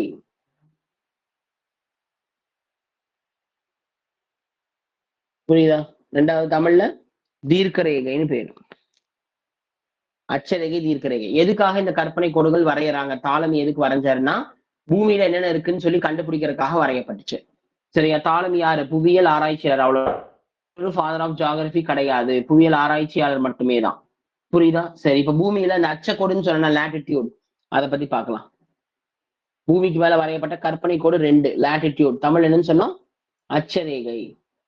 அச்சரேகைன்னு என்ன அப்படின்னா எப்படி இந்த லைன் போகணும்? இப்படி நேரா போகணும். லைன் எப்படி கிராஸ் ஆகும்? நேரா கிராஸ் ஆகும் அச்சரேகை. புரியுதா? சரி, இப்ப பூமிக்கு மேல வரையதை பார்க்கலாம். முக்கியமான லைன் சொன்னேன்னு ஞாபகம் வச்சுக்கோங்க. இப்ப இதுதான் பூமி. ஒரு நிமிஷம். இதான் பூமி. சரியா? பூமியை இப்ப என்ன பண்றாங்கன்னா ஃபர்ஸ்ட் லாட்டிடியூட் தான் பார்க்க போறோம். ஃபர்ஸ்ட் என்ன சொல்லி தரப்போற? தீர்க்க அச்சரேகை சொல்லி தரப்போற. தீர்க்க ரேகை அப்ப பார்க்கலாம். இப்ப பூமியை தாலமி என்ன பண்றாருன்னா 2 துண்டா வெட்டுறாரு. நான் வந்து ஸ்கெட்ச் பண்ணி காட்டுறேன் பாருங்க. பூமியை 2 துண்டா வெட்டுறாரு. இதுக்கு பேரு 0 டிகிரி. இந்த லைனுக்கு என்ன பேரு? 0 டிகிரி. அப்ப இப்படி பிரிச்ச உடனே 2 பூமியோட 2 அரைக்கோள் பிரிஞ்சிருச்சா? மேல ஒரு பகுதி, கீழே ஒரு பகுதி. மேல் பகுதி தான் வடக்கு, கீழ்ப்பகுதி தான் தெற்கு, சவுத் நார்த் சவுத் அப்படின்னு சொல்லி பிரிச்சாங்க. இப்ப இந்த நடுவில் ஒரு கோடு பாஞ்சு 0 டிகிரி பஞ்சிருக்கா? இதுக்கு பேர் என்னன்னா ஈக்வேட்டார் லைன். என்ன பேரு? ஈக்வேட்டார். ஈக்வேட்டார் அப்படின்னா புவி நில நடுக்கோடு. என்ன பேரு? புவி நில நடுக்கோடு. 0 டிகிரி புவியியல் நிலக்கோடுன்னு சொல்றோம். பூமி புவி நில நடுக்கோடு, ஈக்வட்டோரியல் லைன், பூமத்திய ரேகை அப்படின்னு சொல்லலாம். இந்த 0 டிகிரில இருந்து மேல 23 டிகிரிக்கு கற்பனையா ஒரு கோடு வரைகிறாங்க. எத்தனை டிகிரிக்கு? 23 டிகிரிக்கு கற்பனை கோடு ஒன்று வரையப்படுது. அதே மாதிரி அதுக்கு ஒரு பேர் வைக்கிறாங்க, டிராபிக் ஆஃப் கேன்சர். தமிழ்ல பாத்தீங்கன்னா கடகரேகைன்னு சொல்லுவோம். சரியா? தமிழ்ல என்னன்னு சொல்லுவதைய கடகரேகை அப்படின்னு சொல்லுவோம், டிராபிக் ஆஃப் கேன்சர். இப்ப அதே மாதிரி 0ல இருந்து கீழையும் 23 டிகிரிக்கு ஒரு லைன் வரையப்படுது. எத்தனை டிகிரி? அதே 23 டிகிரிக்கு. இதுக்கு வந்து டிராபிக் ஆஃப் கேப்ரிகான், மகர ரேகைன்னு சொல்றோம். இதுக்கு பேர் என்ன? மகர ரேகை, டிராபிக் ஆஃப் கேன்சர், அதாவது கேப்ரிகான். புரியுதா? ஃபர்ஸ்ட் பூமியோட படம் வரைஞ்சுக்கோங்க. பூமியை ஃபர்ஸ்ட் செங்குத்தா வெட்டின கோடு ஈக்வட்டோரியல் லைன் 0 டிகிரி, புவியின நடுக்கோடு. 0ல இருந்து மேல போனீங்கன்னா 23 டிகிரி தான். இதுக்கு என்ன பேரு? டிராபிக் ஆஃப் கேன்சர், கடகரேகைன்னு சொல்றோம். அதே மாதிரி 0ல இருந்து கீழே டிராபிக் ஆஃப் கேப்ரிகான், மகர ரேகைன்னு சொல்லியிருந்தோம். கரெக்டா? ரைட். இப்ப அதே மாதிரி இந்த 0ல இருந்து மேல 66 இருக்கு. 0ல இருந்து மேல 66 இருக்கு ஒரு லைன் வரையப்பட்டிருக்கு. சரியா? இதுக்கு பேர் வந்து ஆர்டிக் வட்டம், ஆர்டிக் சர்க்கிள். கீழே அதே மாதிரி வரைஞ்சா இது பேர் அண்டார்டிக் சர்க்கிள். புரியுதா?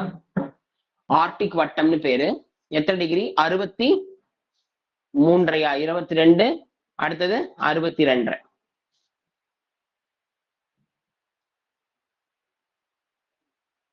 நல்லா கவனிச்சுக்கோங்க. 0 டிகிரிக்கு ஈக்வட்டோரியல் லைன், புவியியல் நடுக்கோடு. 0ல இருந்து மேல 23 டிராபிக் ஆஃப் கேன்சர், கடகம். கீழே 23 மகரம். அது மாதிரி 0ல இருந்து மேல 66, சாரி 66 தானே சொன்னேன், 66 டிகிரி, 66.5 டிகிரிக்கு என்ன பேர் அப்படின்னா ஆர்டிக் சர்க்கிள், ஆர்டிக் வட்டம். அதே மாதிரி கீழே 0ல இருந்து கீழே போனீங்கன்னா அண்டார்டிக் வட்டம், அதே 66 டிகிரி, 66 டிகிரிக்கு. இப்ப இது 0 டிகிரியா?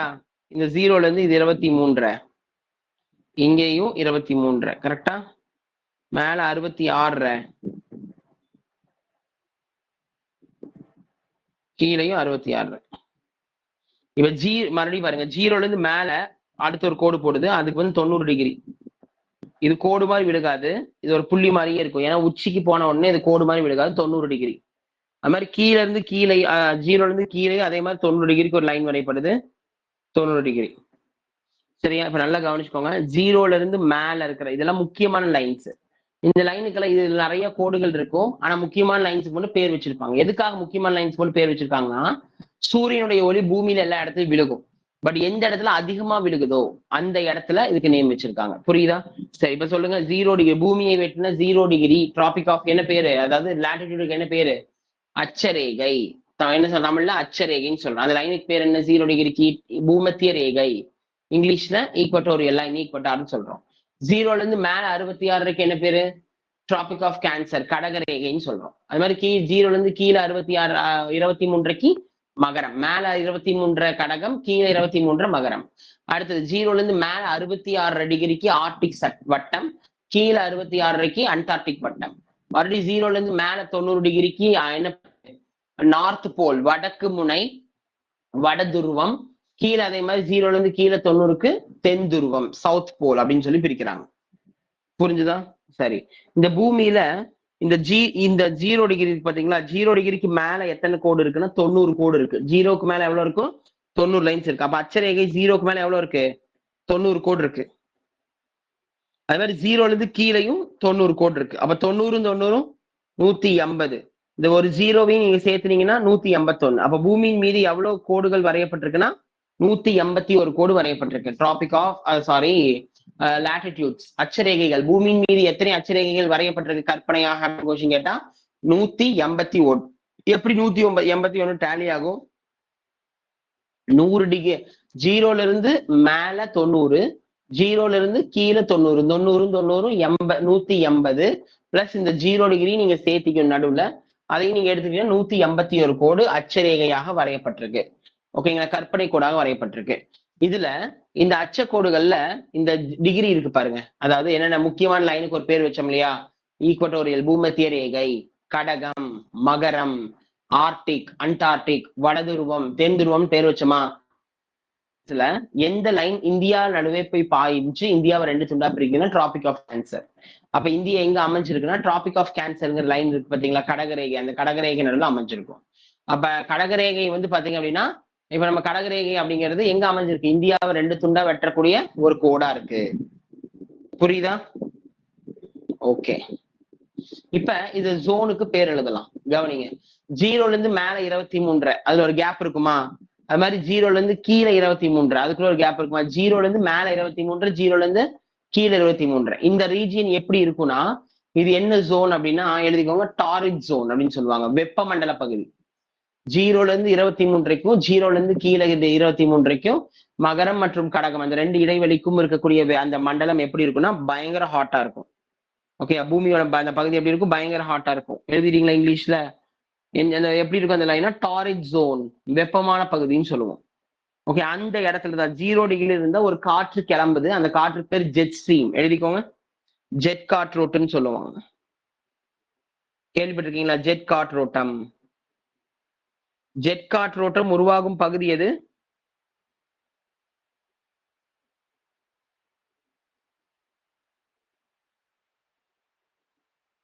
ஜெட் காற்றோட்டம் உருவாகிற பகுதி எது? டிராபிக் ஆஃப் கேன்சரா, டிராபிக் ஆஃப் கேப்ரிகானா, ஈக்வட்டோரியல் அப்படின்னு கேட்டா ஈக்வட்டோரியல் லைன், பூமத்திய ரேகை.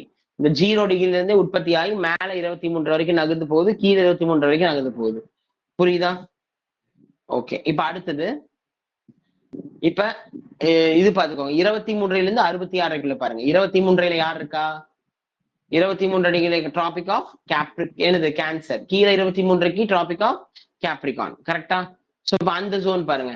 23ல இருந்து 66 66 அண்ட் ஆர்டிக் அண்டார்டிக் அந்த கேப்ல இருக்கக்கூடிய பகுதி என்ன சொல்றாங்க அப்படின்னா, அது வந்து பாத்தீங்கன்னா என்ன ஜோன் அப்படின்னா டிராபிக்கல் ஜோன் சொல்றோம். என்ன ஜோனு? Tropical zone. டிராபிக்கல் ஜோன்னா குறைந்த குறைந்த வெப்பம் இருக்கக்கூடிய பகுதி. இது குளிர் பகுதி, மேல குறைந்த வெப்ப பகுதி. எதுக்கு நடுவுல? 23க்கும் 66க்கும் நடுவில் இருக்கக்கூடிய பகுதி. 23 டிகிரிக்கும் 66 ரெண்டுக்கும் இருக்கிற நடுப்பகுதி எப்படி இருக்கு? டாரிட் ஜோனா இல்ல டிராபிக்கல் ஜோனா? Tropical zone. டிராபிக்கல் என்ன இருக்கும்? அந்த பகுதி மிதமான சூடு இருக்கும். புரியுதா? கிளாஸ் வரேன். நெக்ஸ்ட், இப்ப அதே மாதிரி பாத்தீங்கன்னா 66ல இருந்து மேல 90 இருக்கா? 66ல இருந்து மேல 90 வந்து பாத்தீங்கன்னா அந்த ஆர்டிக் சர்க்கிள், கீழே அதே மாதிரி அண்டார்டிக் சர்க்கிள். ஸோ இந்த ஆர்டிக் சர்க்கிள் அண்டார்டிக் சர்க்கிள் 66ல இருந்து 90 மேல அது பார்த்து பாத்தீங்கன்னா அந்த இடம் ரொம்ப குளிர்ச்சியா இருக்கும். அத ஃப்ரீசிட் ஜோன் அப்படின்னு சொல்லுவோம். ஃப்ரீசிட் ஜோன்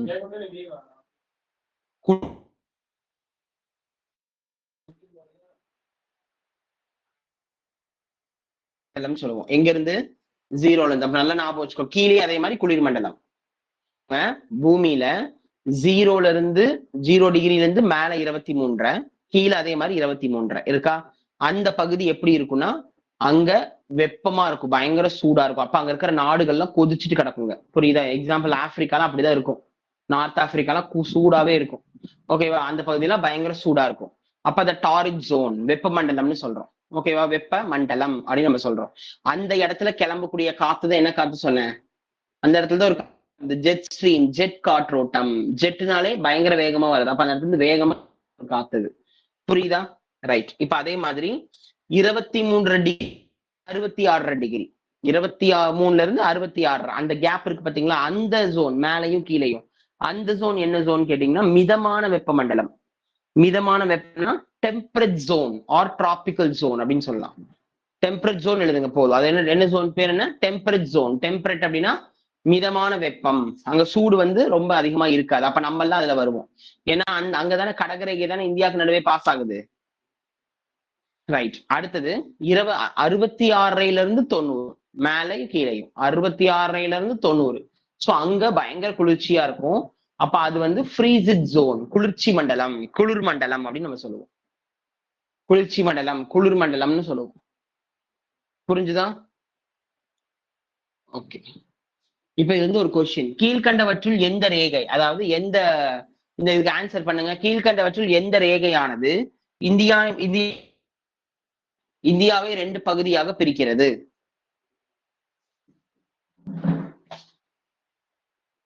இந்தியாவின் நடுவே பாய்ந்து இந்தியாவை 2 பகுதியாக பிரிக்குது. ஆன்சர் பண்ணுங்க. எந்த ரேகை? அதாவது டிராபிக் ஆஃப் கேன்சரா, டிராபிக் ஆஃப் கேப்ரிகானா, ஆர்டிக் சர்க்கிளா, அண்டார்டிக் சர்க்கிளா, இல்ல ஈக்வேட்டோரியல் லைனா? புரியுதா தமிழ்ல? பூமத்திய ரேகையா, கடக ரேகையா, மகர ரேகையா, இல்ல வந்து அண்டார்டிக் வட்டமா, ஆர்டிக் வட்டமா? எந்த கோடானது இந்தியாவின் நடுவே பாய்ந்து இந்தியாவை 2ஆ பிரிக்குது? கடகரேகை. S, correct. எந்த இது? டிராபிக் ஆஃப் கேன்சர், கடகரேகை. எப்படி பிரிக்குது தெரியுமா இந்தியா மேப்ப? இங்க பாருங்க. ஐஸ்கிரீம் ஞாபகம் வச்சுக்கோங்க. இந்த கோன் ஐஸ் ஞாபகம் வச்சுக்கோங்க. இந்த கோன் ஐஸ் இப்படி இருக்கா? இந்த கோன் இதுக்கு மேல கிரீம் இருக்கு பாருங்க. இது நார்த், வடக்கு பகுதி, இந்தியாவோட வடக்கு. இந்த கோன் வந்து கீழே சவுத். எந்த பக்கம் குளிரா இருக்கும் நம்மளுக்கு தெரியும். நம்ம ஒரு ஐஸ்கிரீம் சாப்பிடுற கோன் ஐஸ். இப்ப இந்த கடகரேகை என்ன பண்ணுதுன்னா, அங்க பாருங்க, இந்த கடகரேகை. இந்த கடகரேகை வந்து இந்தியாவை இப்படி பிரிக்குது. எத்தனை டிகிரி? 23 டிகிரி. 23 கடகரேகை இந்தியாவை வந்து நடுவே பிரிச்சிருச்சா? இப்ப பிரிச்ச உடனே இந்த சவுத்துல இருக்கிற கோன் இருக்கு. கோன் எப்பவுமே கொஞ்சம் வெது வெதுப்பா இருக்கும். மேல இருக்கிற கிரீமோட கம்பேர் பண்ணும்போது கிரீம் எப்படி இருக்கும்?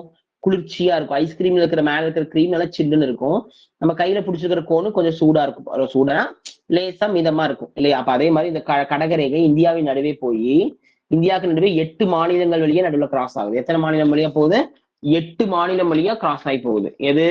Traffic of Cancer. ஓகேவா? 8 ஸ்டேட்ஸ் வழியா அது கிராஸ் ஆகி 8 மாநிலங்களையும் பிரிக்குது. ஸோ அது என்னென்ன அப்படிங்கறது நான் சொல்றேன். எத்தனை ஸ்டேட்ஸ் வழியா போகுது, அது என்னென்ன ஸ்டேட்ஸ் அப்படிங்கறது நம்ம சொல்றேன். ஃபர்ஸ்ட் கவனிச்சுக்கோங்க. அது 8 வழியா, அது 8 மாநிலம் வழியா உள்ள போய் மேல கிரீமு கீழே கோனுன்னு பிரிச்சுக்குது. அப்ப அந்த லைன் வடக்கு பகுதியை வந்து மிதமான வெப்ப பகுதியாகவும் சவுத் எல்லாம் வெப்பமண்டலமாகவும் பிரிக்குது. அப்ப இந்த கடகரேகையானது 23 டிகிரி கடகரேகையானது இந்தியாவின் நடுவே பாய்ந்து இந்தியாவின் வடக்கு பகுதியெல்லாம் மிதமான வெப்பம்னு சொல்றாங்க. Temperate zone. இங்க எப்படி இருக்கு? மிதமான வெப்பமண்டலம், டெம்பரேட் ஜோனா இருக்கு. கீழே டிராபிக்கல் ஜோனா இருக்கு, வெப்பமண்டலமா இருக்கு. ஏன்னா கோன் சூடா இருக்குமா? அப்ப சவுத் இந்தியா பாருங்க, நம்ம தமிழ்நாட்டுல இருக்கிற சூடு ஜம்மு காஷ்மீர் இருக்குமான்னு கேட்டா இருக்காது. புரியுதா இல்லையா? இப்ப டிராபிக் ஆஃப் கேன்சர் இந்தியாவை 2ஆ பிரிக்குது. வடக்கு பகுதி, தெற்கு பகுதி அப்படின்னு சொல்லி பிரிக்குது. அப்ப வடக்கு பகுதி எல்லாம் மிதமான வெப்பமண்டலமாகவும், தென்பகுதி சவுத் ரீஜியன், நம்ம இருக்கிற ரீஜியன் எல்லாமே வெப்பமண்டலமாகவும் பிரிக்குது. எத்தனை ஸ்டேட்ஸ் வழியா கிராஸ் ஆகுதுன்னு சொன்ன?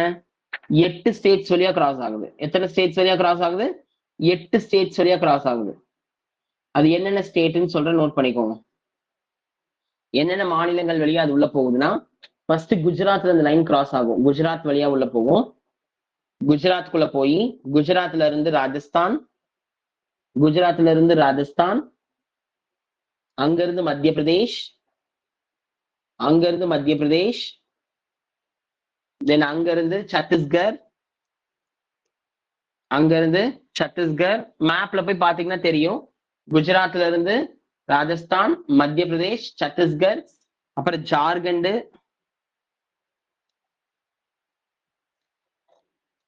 ஜார்க்கண்ட், அங்க இருந்து வெஸ்ட் பெங்கால், மேற்கு வங்கம், ஜார்க்கண்ட், அப்புறம் வெஸ்ட் பெங்கால், மேற்கு வங்கம், அப்புறம் திரிபுரா, மிசோரம். திரிபுரா, மிசோரம் அப்படின்னு பகுதிக்கு பிரிச்சு போகுது.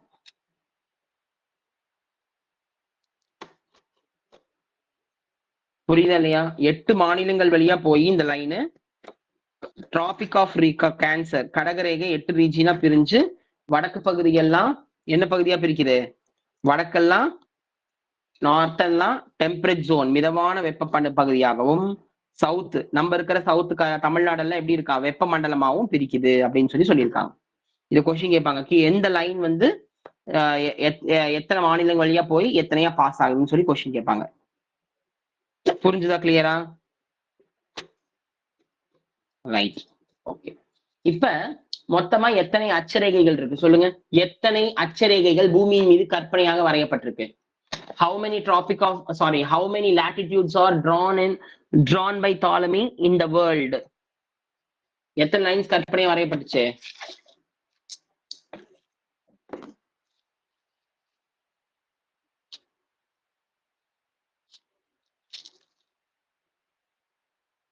சூப்பர்.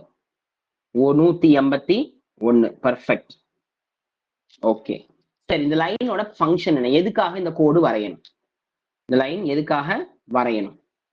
கவனிங்க. எதுக்காக இந்த லைன் வரையணும்னா, தாளம் எதுக்கு வரைஞ்சாருன்னா 2 விஷயத்த கண்டுபிடிக்க வரைஞ்சாரு. 2 விஷயத்த கண்டுபிடிக்க. என்னென்ன விஷயத்த கண்டுபிடிக்க வரைஞ்சாரு அப்படின்னா, 1 எழுதுங்க. 1 லொகேஷன், அமைவிடம். 1 லொகேஷன், அமைவிடம். எந்தெந்த நாடு எங்கெங்க அமைஞ்சிருக்கு அப்படின்னு தெரிஞ்சுக்கிறதுக்காகவும், எந்தெந்த நாடு எங்க அமைஞ்சிருக்கு தெரிஞ்சுக்கிறதுக்காக அமைவிடம், லொகேஷன். இன்னொன்னு சீசன்ஸ், பருவகாலங்கள். இன்னொன்னு என்னது? பருவகாலம், சீசன்ஸை கண்டுபிடிக்க. இந்த சூரியனுடைய வெளிச்சம் Tropic of Cancer, Tropic of Capricorn இது மேலையெல்லாம் போகும். புரியுதா இல்லையா? அது மேலையெல்லாம் இந்த லைன் கிராஸ் ஆகி போயிட்டே இருக்கும். அதனால அப்படி பிரிச்சு வச்சிருக்காங்க. புரியுதா? கிளியரா?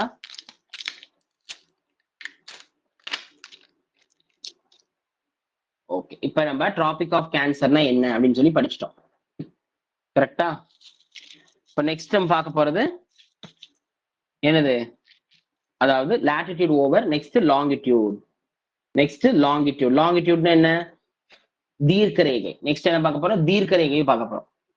தீர்க்க ரேகைனா இங்கிலீஷ்ல லாங்கிடியூட் அப்படின்னு சொல்லுவோம். தீர்க்க ரேகை, லாங்கிடியூட். இதுவும் கற்பனையாக வரையப்பட்ட கிராஃப் தான். இது இப்படி செங்குத்தா போகும் பூமிக்கு மேல. இது எப்படி போகும்? செங்குத்தா போகும் பூமிக்கு மேல. புரியுதா? பர்பெண்டிகுலரா போகும். இப்ப தீர்க்க கோடை பத்தி பார்க்கலாமா? சரி, எல்லாரும் மேப்பை கவனிங்க. நான் போர்டில் கவனிங்க. இதை வரையறத ஃபர்ஸ்ட் நம்ம ஒரு டயக்ராம் வச்சுக்கலாம். பூமியை ஒரு ரவுண்டா இருக்கிற மாதிரி போட்டுக்கலாம். ரவுண்டா போட்டாச்சு. இப்ப தீர்க்க ரேகையை பார்க்க போறோம். சரி, பூமியை அதே மாதிரி தீர்க்க ரேகைனா செங்குத்தா வேணுமா? அதே மாதிரி 0 டிகிரி இங்க எழுத மாட்டீங்க. 0 டிகிரி இப்படி பூமி மேல செங்குத்தா விழுகுது. ஓகேவா? செங்குத்தா விழுகுது. இதுக்கு பேர் என்ன? துருவக்கோடு. இதுக்கு பேர் என்ன? துருவக்கோடு. போல், போலார் லைன், துருவம் அப்படின்னு சொல்லலாம். துருவக்கோடுன்னு சொல்லலாம். 0 டிகிரி. பூமி அப்படி ரெண்டா வெட்டினோட நேரா செங்குத்தா வெட்டினோட 2 திசை கிடைச்சிருக்கு. இந்த பக்கம் ஒரு ஹாஃப், அந்த பக்கம் ஒரு ஹாஃப். அப்ப இது கிழக்கு, இது மேற்கு, ஈஸ்ட், இது வெஸ்ட்ன்னு கிடைச்சிச்சா? சரி. இப்ப இந்த 0 டிகிரி இருக்கு பாத்தீங்களா? பூமிக்கு நேரம் செங்குத்தா வெட்டும் போது இந்த 0 டிகிரி சில ஏரியாக்குள்ள கிராஸ் ஆகி போகுதான். இந்த லைன் ஏரியாக்குள்ள எங்க எழுதிக்கோங்க. 0 டிகிரி எந்த நாட்டுக்குள்ள போகுதுன்னா இங்கிலாந்துக்குள்ள போகுது. இந்த 0 டிகிரி எங்க போகுது? இங்கிலாந்துக்குள்ள போகுது. இங்கிலாந்துல இருந்து எங்க போகுதுன்னா லண்டனுக்கு போகுது இந்த லைன். நீங்க இந்தியா வேர்ல்டு மேப் எடுத்து பாத்தீங்கன்னா தெரியும், 0 டிகிரி வந்து செங்குத்தா வெட்டும் போது எதுக்குள்ள போகுதுன்னா இங்கிலாந்துக்குள்ள போகுது. ஸ்கிரீன் மத்தவங்களுக்கு தெரியுதா? ஸ்கிரீன் மத்தவங்களுக்கு தெரியுதா?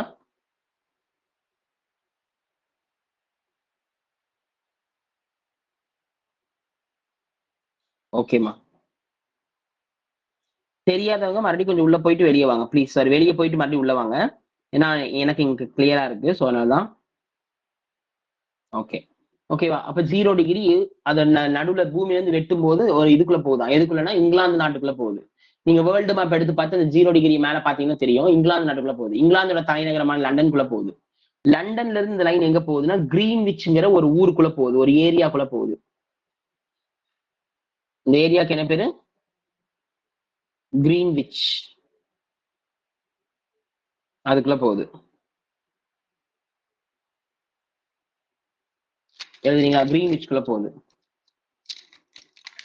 கிரீன்விச்ல இருந்து இந்த லைன் எங்க போய் முடியுதுன்னா கிரீன்விச்ங்கிற ஒரு நகரம், ஒரு மாநகரம் இருக்கு லண்டன்ல. அந்த கிரீன்விச் எதுக்குள்ள போய் முடியுது அப்படின்னா ராயல் அஸ்ட்ரானமிக்கல் ரிசர்ச் அப்சர்வேட்டரி அதுக்குள்ள போகுது. Royal astronomical research observatory, Royal வானியல் ஆராய்ச்சி மையம், அதுக்குள்ள இந்த லைன் கிராஸ் ஆகுது. இப்ப சொல்லுங்க, 0 டிகிரிங்கிற துருவ கோடு பூமிக்கு மேல செங்குத்தா வெட்டுறாங்க. வெட்டும் போது இந்த லைன் எங்க கிராஸ் ஆகி உள்ள போகுது அப்படின்னு கேட்டீங்கன்னா, நம்பர் 1 இங்கிலாந்துல போகுது. இங்கிலாந்துல இருந்து லண்டன் வழியா போகுது. லண்டன்ல இருந்து கிரீன்விச்ங்கிற ஒரு ஏரியா போகுது. கிரீன்விச்ல இருக்கிற ராயல் ஆஸ்ட்ரானமிக்கல் ரிசர்ச் அப்சர்வேட்டரி அதுக்குள்ள போய் இந்த லைன் முடியுது. அதுக்குள்ள போய் இந்த லைன் முடியுது. புரிஞ்சுதா? இந்த லைன் வந்து பாத்தீங்க அப்படின்னா 0 டிகிரி சென்டர்ல எடுத்திருக்கிறதுனால இந்த கோடு வந்து காலத்தை கணக்கு போட இந்த 0 டிகிரியை பயன்படுறதுனால இந்த பேரு காலக்கோடுன்னு பேரு. இந்த 0 டிகிரிக்கு என்ன பேரு? காலக்கோடு அப்படின்னு பேரு, டைம் லைன் அப்படின்னு பேரு. இந்த 0 டிகிரி பாத்தீங்களா, இதுக்கு என்ன பேரு? இந்த 0 டிகிரிக்கு துருவக்கோடுன்னு பேரு, காலக்கோடு டைம் லைன் பேரு. இன்னொரு பேரு மெரிடியன் லைன் அப்படின்னு சொல்றாங்க. மெரிடியன் கோடு, மெரிடியன்னாலும் காலம்னாலும் ஒண்ணுதான். மெரிடியன் கோடுன்னு பேரு, காலக்கோடு, மெரிடியன் லைன். ஓகேவா? அல்ல கிரீன்விச்குள்ள போறனால இந்த லைனை கிரீன்விச் லைன் அப்படின்னு சொல்லலாம். 0 டிகிரி வச்சுதான் கணக்கு போடுறாங்க. ஜிஎம்டி டைம், நம்ம நாட்டுக்கும் மற்ற நாட்டுக்கும் இருக்கிற டைம் கணக்கு போடுறாங்க. அது எப்படிங்கிறத நம்ம அடுத்த கிளாஸ்ல படிப்போம். சரி, அப்ப 0 டிகிரிக்கு என்னென்ன பேர் இருக்கு? துருவக்கோடுன்னு பேரு. அதுக்கப்புறம் காலத்தை கணக்கு போடுறதுனால காலக்கோடு டைம் லைன்னு பேரு. அதுக்கப்புறம் மெரிடியன் லைன் பேரு. அண்ட் மோர் ஓவர் கிரீன்விச்குள்ள போறதுனால இந்த லைனுக்கு பேரு கிரீன்விச் லோ கோடு அப்படின்னு பேரு. சரியா? சரி, இப்ப பூமிக்கு மேல எத்தனை தீர்க்க ரேகைகள் இருக்குன்னு பாக்கலாம். இங்க பாருங்க, இந்த 0 டிகிரிக்கு இந்த பக்கம் லைன் மாதிரி விழுகாது, இப்படி வளைஞ்சு வளைஞ்சுதான் வரும். ஏன்னா பூமி முட்டை வடிவத்தில் இருக்கிறனால இந்த லைன் வந்து பாத்தீங்கன்னா இப்படி வளைஞ்சு வளைஞ்சுதான் வரும், கோடு மாதிரி விழுகாது. அதே மாதிரி இந்த பக்கம் இப்படி வளைஞ்சுதான் வரும். புரியுது? அப்படி வளைஞ்சு வரும். இங்க 0க்கு இந்த பக்கம் 90 கோடு இருக்கும். 90 டிகிரி, சாரி 180 கோடு. இங்க பாருங்க, போர்டை கவனிங்க. இந்த பூமி செங்குத்த ஒரு கோடு வரைஞ்சாச்சு. 0 டிகிரி தான் 0 டிகிரி. ஓகே, இந்த லைனு இதுல இந்த பக்கம் கோடு மாதிரி விழுகாது, இப்படி வளைஞ்சுதான் விழுகும். ஏன்னா பூமி ரவுண்டா இருக்கிறதுனால இது கோடா விழுகாது, ரவுண்டா இப்படி வளைஞ்சு வந்து விழுகும். அது மாதிரி இந்த பக்கம் சரி, மொத்தம் 0க்கு இந்த பக்கம் 180 கோடு வரையப்பட்டிருக்கும், இந்த பக்கமும் 180 கோடு வரையப்பட்டிருக்கும். மொத்தமா எவ்வளவு ஆச்சு? 360 கோடு. அப்ப பூமியின் மேல எவ்வளவு தீர்க்க கோடுகள் வரையப்பட்டிருக்கு அப்படின்னு பாத்தீங்கன்னா 360 தீர்க்க கோடுகள் வரையப்பட்டிருக்கு. புரியுதா? 360 தீர்க்க கோடுகள் வரையப்பட்டிருக்கு. 360 டிகிரி வரையப்பட்டிருக்கு. இன்னொன்னு, அப்ப நம்ம அங்க என்ன பண்ணோம்? இந்த பக்கம் 90, இந்த பக்கம் 90, 180, 0வை சேர்த்து 181 சொன்னோமா? ஆனா இங்க அந்த 0வை சேர்த்த மாட்டோம். ஏன்னா அங்க கோடே விழுகாது. ஒரு முட்டையில நீங்க ரவுண்ட் அடிச்சீங்க, ரவுண்டு போட்டீங்கன்னா கோடு மாதிரி விழுகுமா? ரவுண்டா தான் விழுகும். அப்ப இது வந்து அந்த 0ங்கிறது ஒரு என்னவா வச்சிருக்காங்கன்னா ஒரு இதுவா வச்சிருக்காங்க, ஒரு அசியூம் பண்ணிருக்காங்க, அவ்வளவுதான். புரியுதா? அப்ப பூமிக்கு மேல மொத்தம் எத்தனை அச்சரேகைகள்னா 181 அச்சரேகைகள். Longitude, sorry latitude. எத்தனை தீர்க்க ரேகைன்னு கேட்டீங்கன்னா 360 தீர்க்க ரேகைகள் இருக்கு. இப்ப நல்லா ஞாபகம் வச்சுக்கோங்க. இப்ப எந்த லைனை, இப்ப நான் உங்ககிட்ட ஒரு கொஸ்டின் கேட்கறேன், ஆன்சர் பண்ணுங்க எல்லாரும், ரெடியாங்க. எந்த டிகிரிய நீங்க டைம் லைனா எடுத்துக்குவீங்க? எந்த டிகிரிய டைம் லைனா எடுத்துக்குவீங்க? 0 டிகிரி, 180 டிகிரி, 360 டிகிரி. ஆன்சர் சொல்லுங்க. எந்த டிகிரி? அந்த கோடை நம்ம கோடுன்னு சொல்லக்கூடாது, டிகிரி தான் சொல்லணும். எந்த டிகிரியை நீங்க டைம் லைன் சொன்னீங்க? டைம் கணக்கு போடுறதுக்கு எந்த டிகிரி எடுத்துக்கிட்டோம்? 0. சூப்பர், 0. எஸ். ஏன்னா அது சென்டரா இருக்கிறனால அதை நம்ம எடுத்துக்கிறோம். ஏன்னா எப்பவுமே நம்ம மையம் தான் நம்ம சென்டரா இருக்கிற பகுதியை வச்சுக்குவோம். அதுவே தேதி கோடு இருக்கு. பூமி இதான பூமி. இந்த இது 0 டிகிரி. இந்த பக்கம் மொத்தமா 180 கோடு வரைஞ்சிருப்பாங்க. கரெக்டா? இது கடைசியா, அதாவது 1 2 3 4 5ன்னு போய் லாஸ்ட்ல 180ல முடியும்.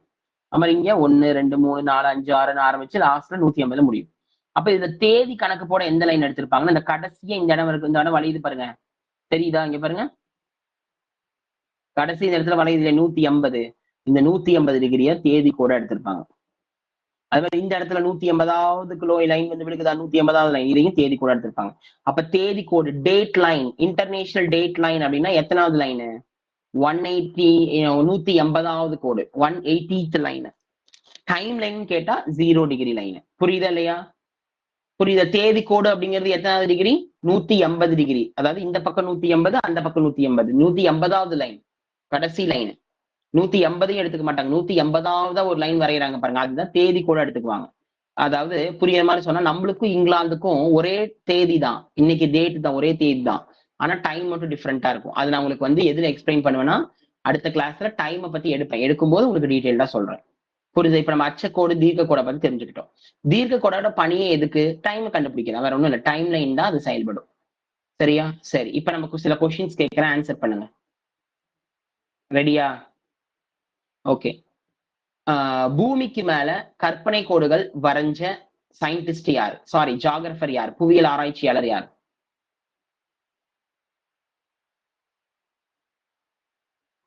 சூப்பர், டாலமி.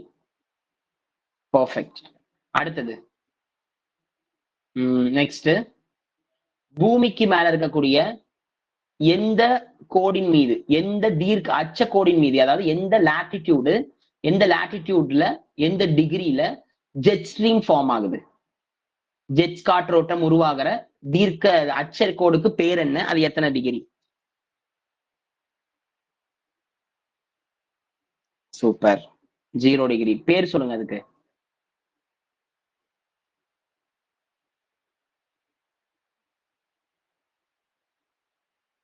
இந்த ரேகைக்கு என்ன பேரு? 0 டிகிரின்னு சூப்பரா ஆன்சர் பண்ணிருக்கீங்க. Equatorial line. சூப்பர், பூமத்திய ரேகை.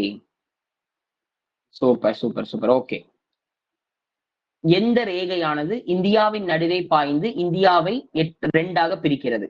எந்த எந்த ரேகை, எந்த டிகிரி இந்தியாவுக்கு சென்டர்ல கிராஸ் ஆகிறது?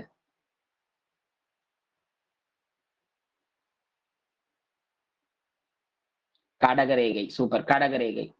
கடகரேகை எந்த மாநிலத்துக்குள்ள நுழைஞ்சு எந்த மாநிலத்துல முடியுது? மொத்தம் 8 மாநிலத்துக்குள்ள போகுதுன்னு சொன்னா, அதுல முதல் மாநிலம் எது, கடைசி மாநிலம் எது? ஃபர்ஸ்ட் ஸ்டேட் எது, லாஸ்ட் ஸ்டேட் எது?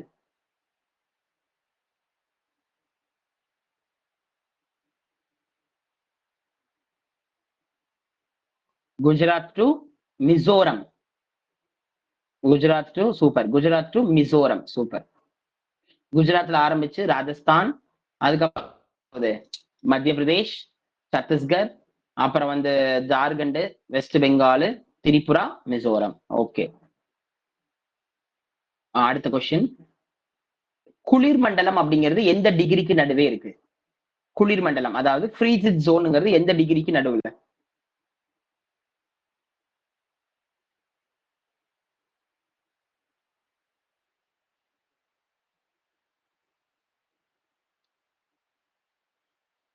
மணிமேகலை கொஞ்சம் பாருங்க. 26 60 டிகிரி என்னது?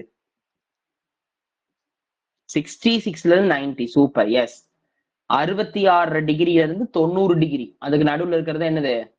குளிர் மண்டலம். அப்ப 23 இருந்து 66 வரைக்கும் இருக்கிறது மிதமான வெப்பம். கரெக்டா?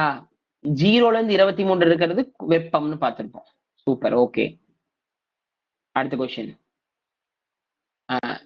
டைம் லைன் அப்படிங்கிறது மெரிடியன் லைன் அப்படின்னு சொல்றாங்க, கிரீன்விச் லைன் அப்படின்னு சொல்றாங்க. அது எத்தனை டிகிரி, எத்தனை டிகிரி லாங்கிடியூட், எத்தனை டிகிரி அட்சரேகை? 0. சூப்பர். பூமியின் மீது எத்தனை அட்சரேகைகள் உள்ளது? எத்தனை லாட்டிடியூட்ஸ் இருக்கு?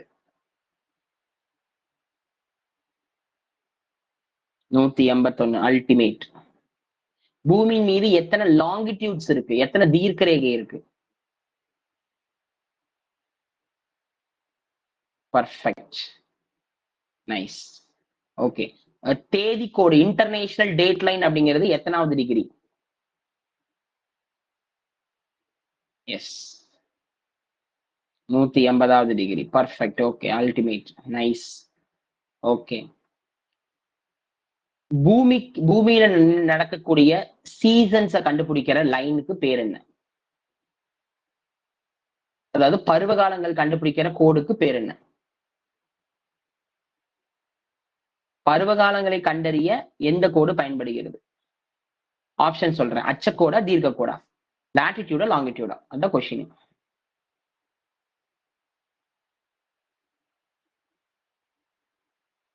லாட்டிடியூட். சூப்பர். அச்சக்கோடு கரெக்ட். அச்சக்கோடு தானே சீசன்ஸ், பருவகாலத்தை கண்டுபிடிக்கிறதுக்கும் அமைவிடம் லொகேஷனை கண்டுபிடிக்கிறதுக்கும் பயன்படுது. எஸ். ஓகே. டோட்டலா எத்தனை ஸ்டேட்ஸ் இருக்கு இந்தியால?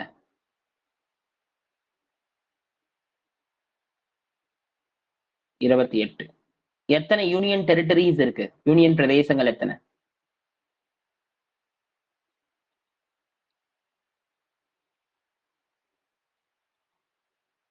சூப்பர். நல்லா இன்னொரு கொஸ்டினை கவனிச்சுக்கோங்க. எந்த யூனியன் பிரதேசம், எந்த ஒரு ஹெட் குவார்டர், எந்த ஒரு தலைநகரம் 2 மாநிலத்துக்கு தலைநகரமாவும் இருக்கு, ஒரு யூனியன் பிரதேசமாவும் இருக்கு? Yes, Chandigarh. Perfect. Chandigarh. Yes. Okay. இந்தியாவின் சர்க்கரை கிண்ணம், sugar bowl of India? UP, Uttar Pradesh. Uttar Pradesh. Perfect. Okay. Tea production, தேயிலை உற்பத்தி? Yes, perfect. அசாம். காஃபி உற்பத்தி, coffee production? Karnataka. Super. Rubber production?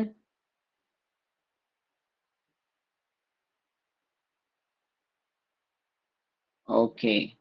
இந்தியாவின் மான்செஸ்டர், மான்செஸ்டர் ஆஃப் இந்தியா எது? இந்தியாவின் மான்செஸ்டர் எது? மும்பைங்கிறது 2வது தான் சொன்னேன். Ahmedabad. Super Aishwarya, ultimate. Ahmedabad. Okay. 2வது இடம் தான் யாருன்னா மும்பை. 2வது இடம் தான் மும்பை. ஓகே. ஃபர்ஸ்ட் அகமதாபாத் குஜராத், 2வது தான் மகாராஷ்டிரால இருக்கிற மும்பை. ஓகே. இந்தியன் ரயில்வே முதலா ஸ்டார்ட் ஆன மாநிலம் எது? மாநிலம் அல்லது பகுதி எது சொன்னாலும் ஓகே தான்.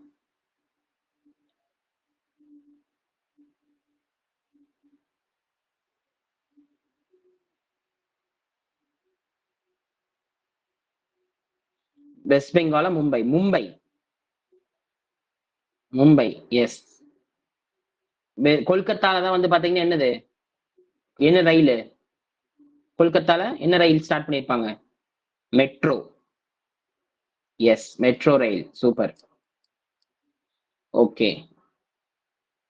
உலக அளவில் அதிக மழை பொழியும் மாநிலம் எது?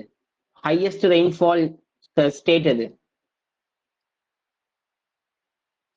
Meghalaya. Yes, super. Okay.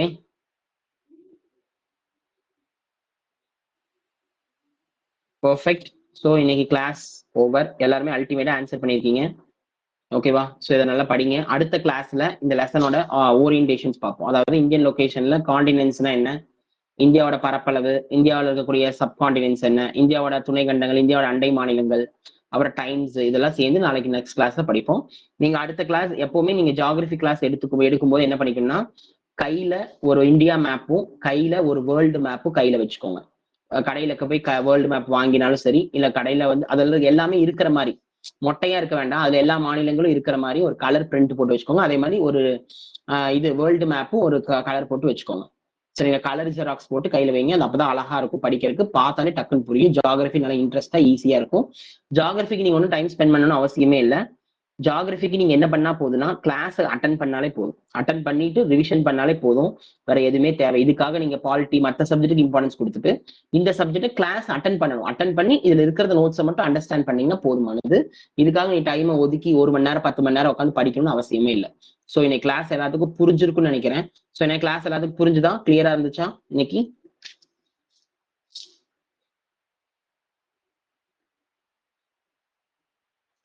Easy to understand இருந்துச்சா? Okay, thank you. நம்ம நெக்ஸ்ட் கிளாஸ்ல மீட் பண்ணுவோம். ஓகேவா? Thank you all.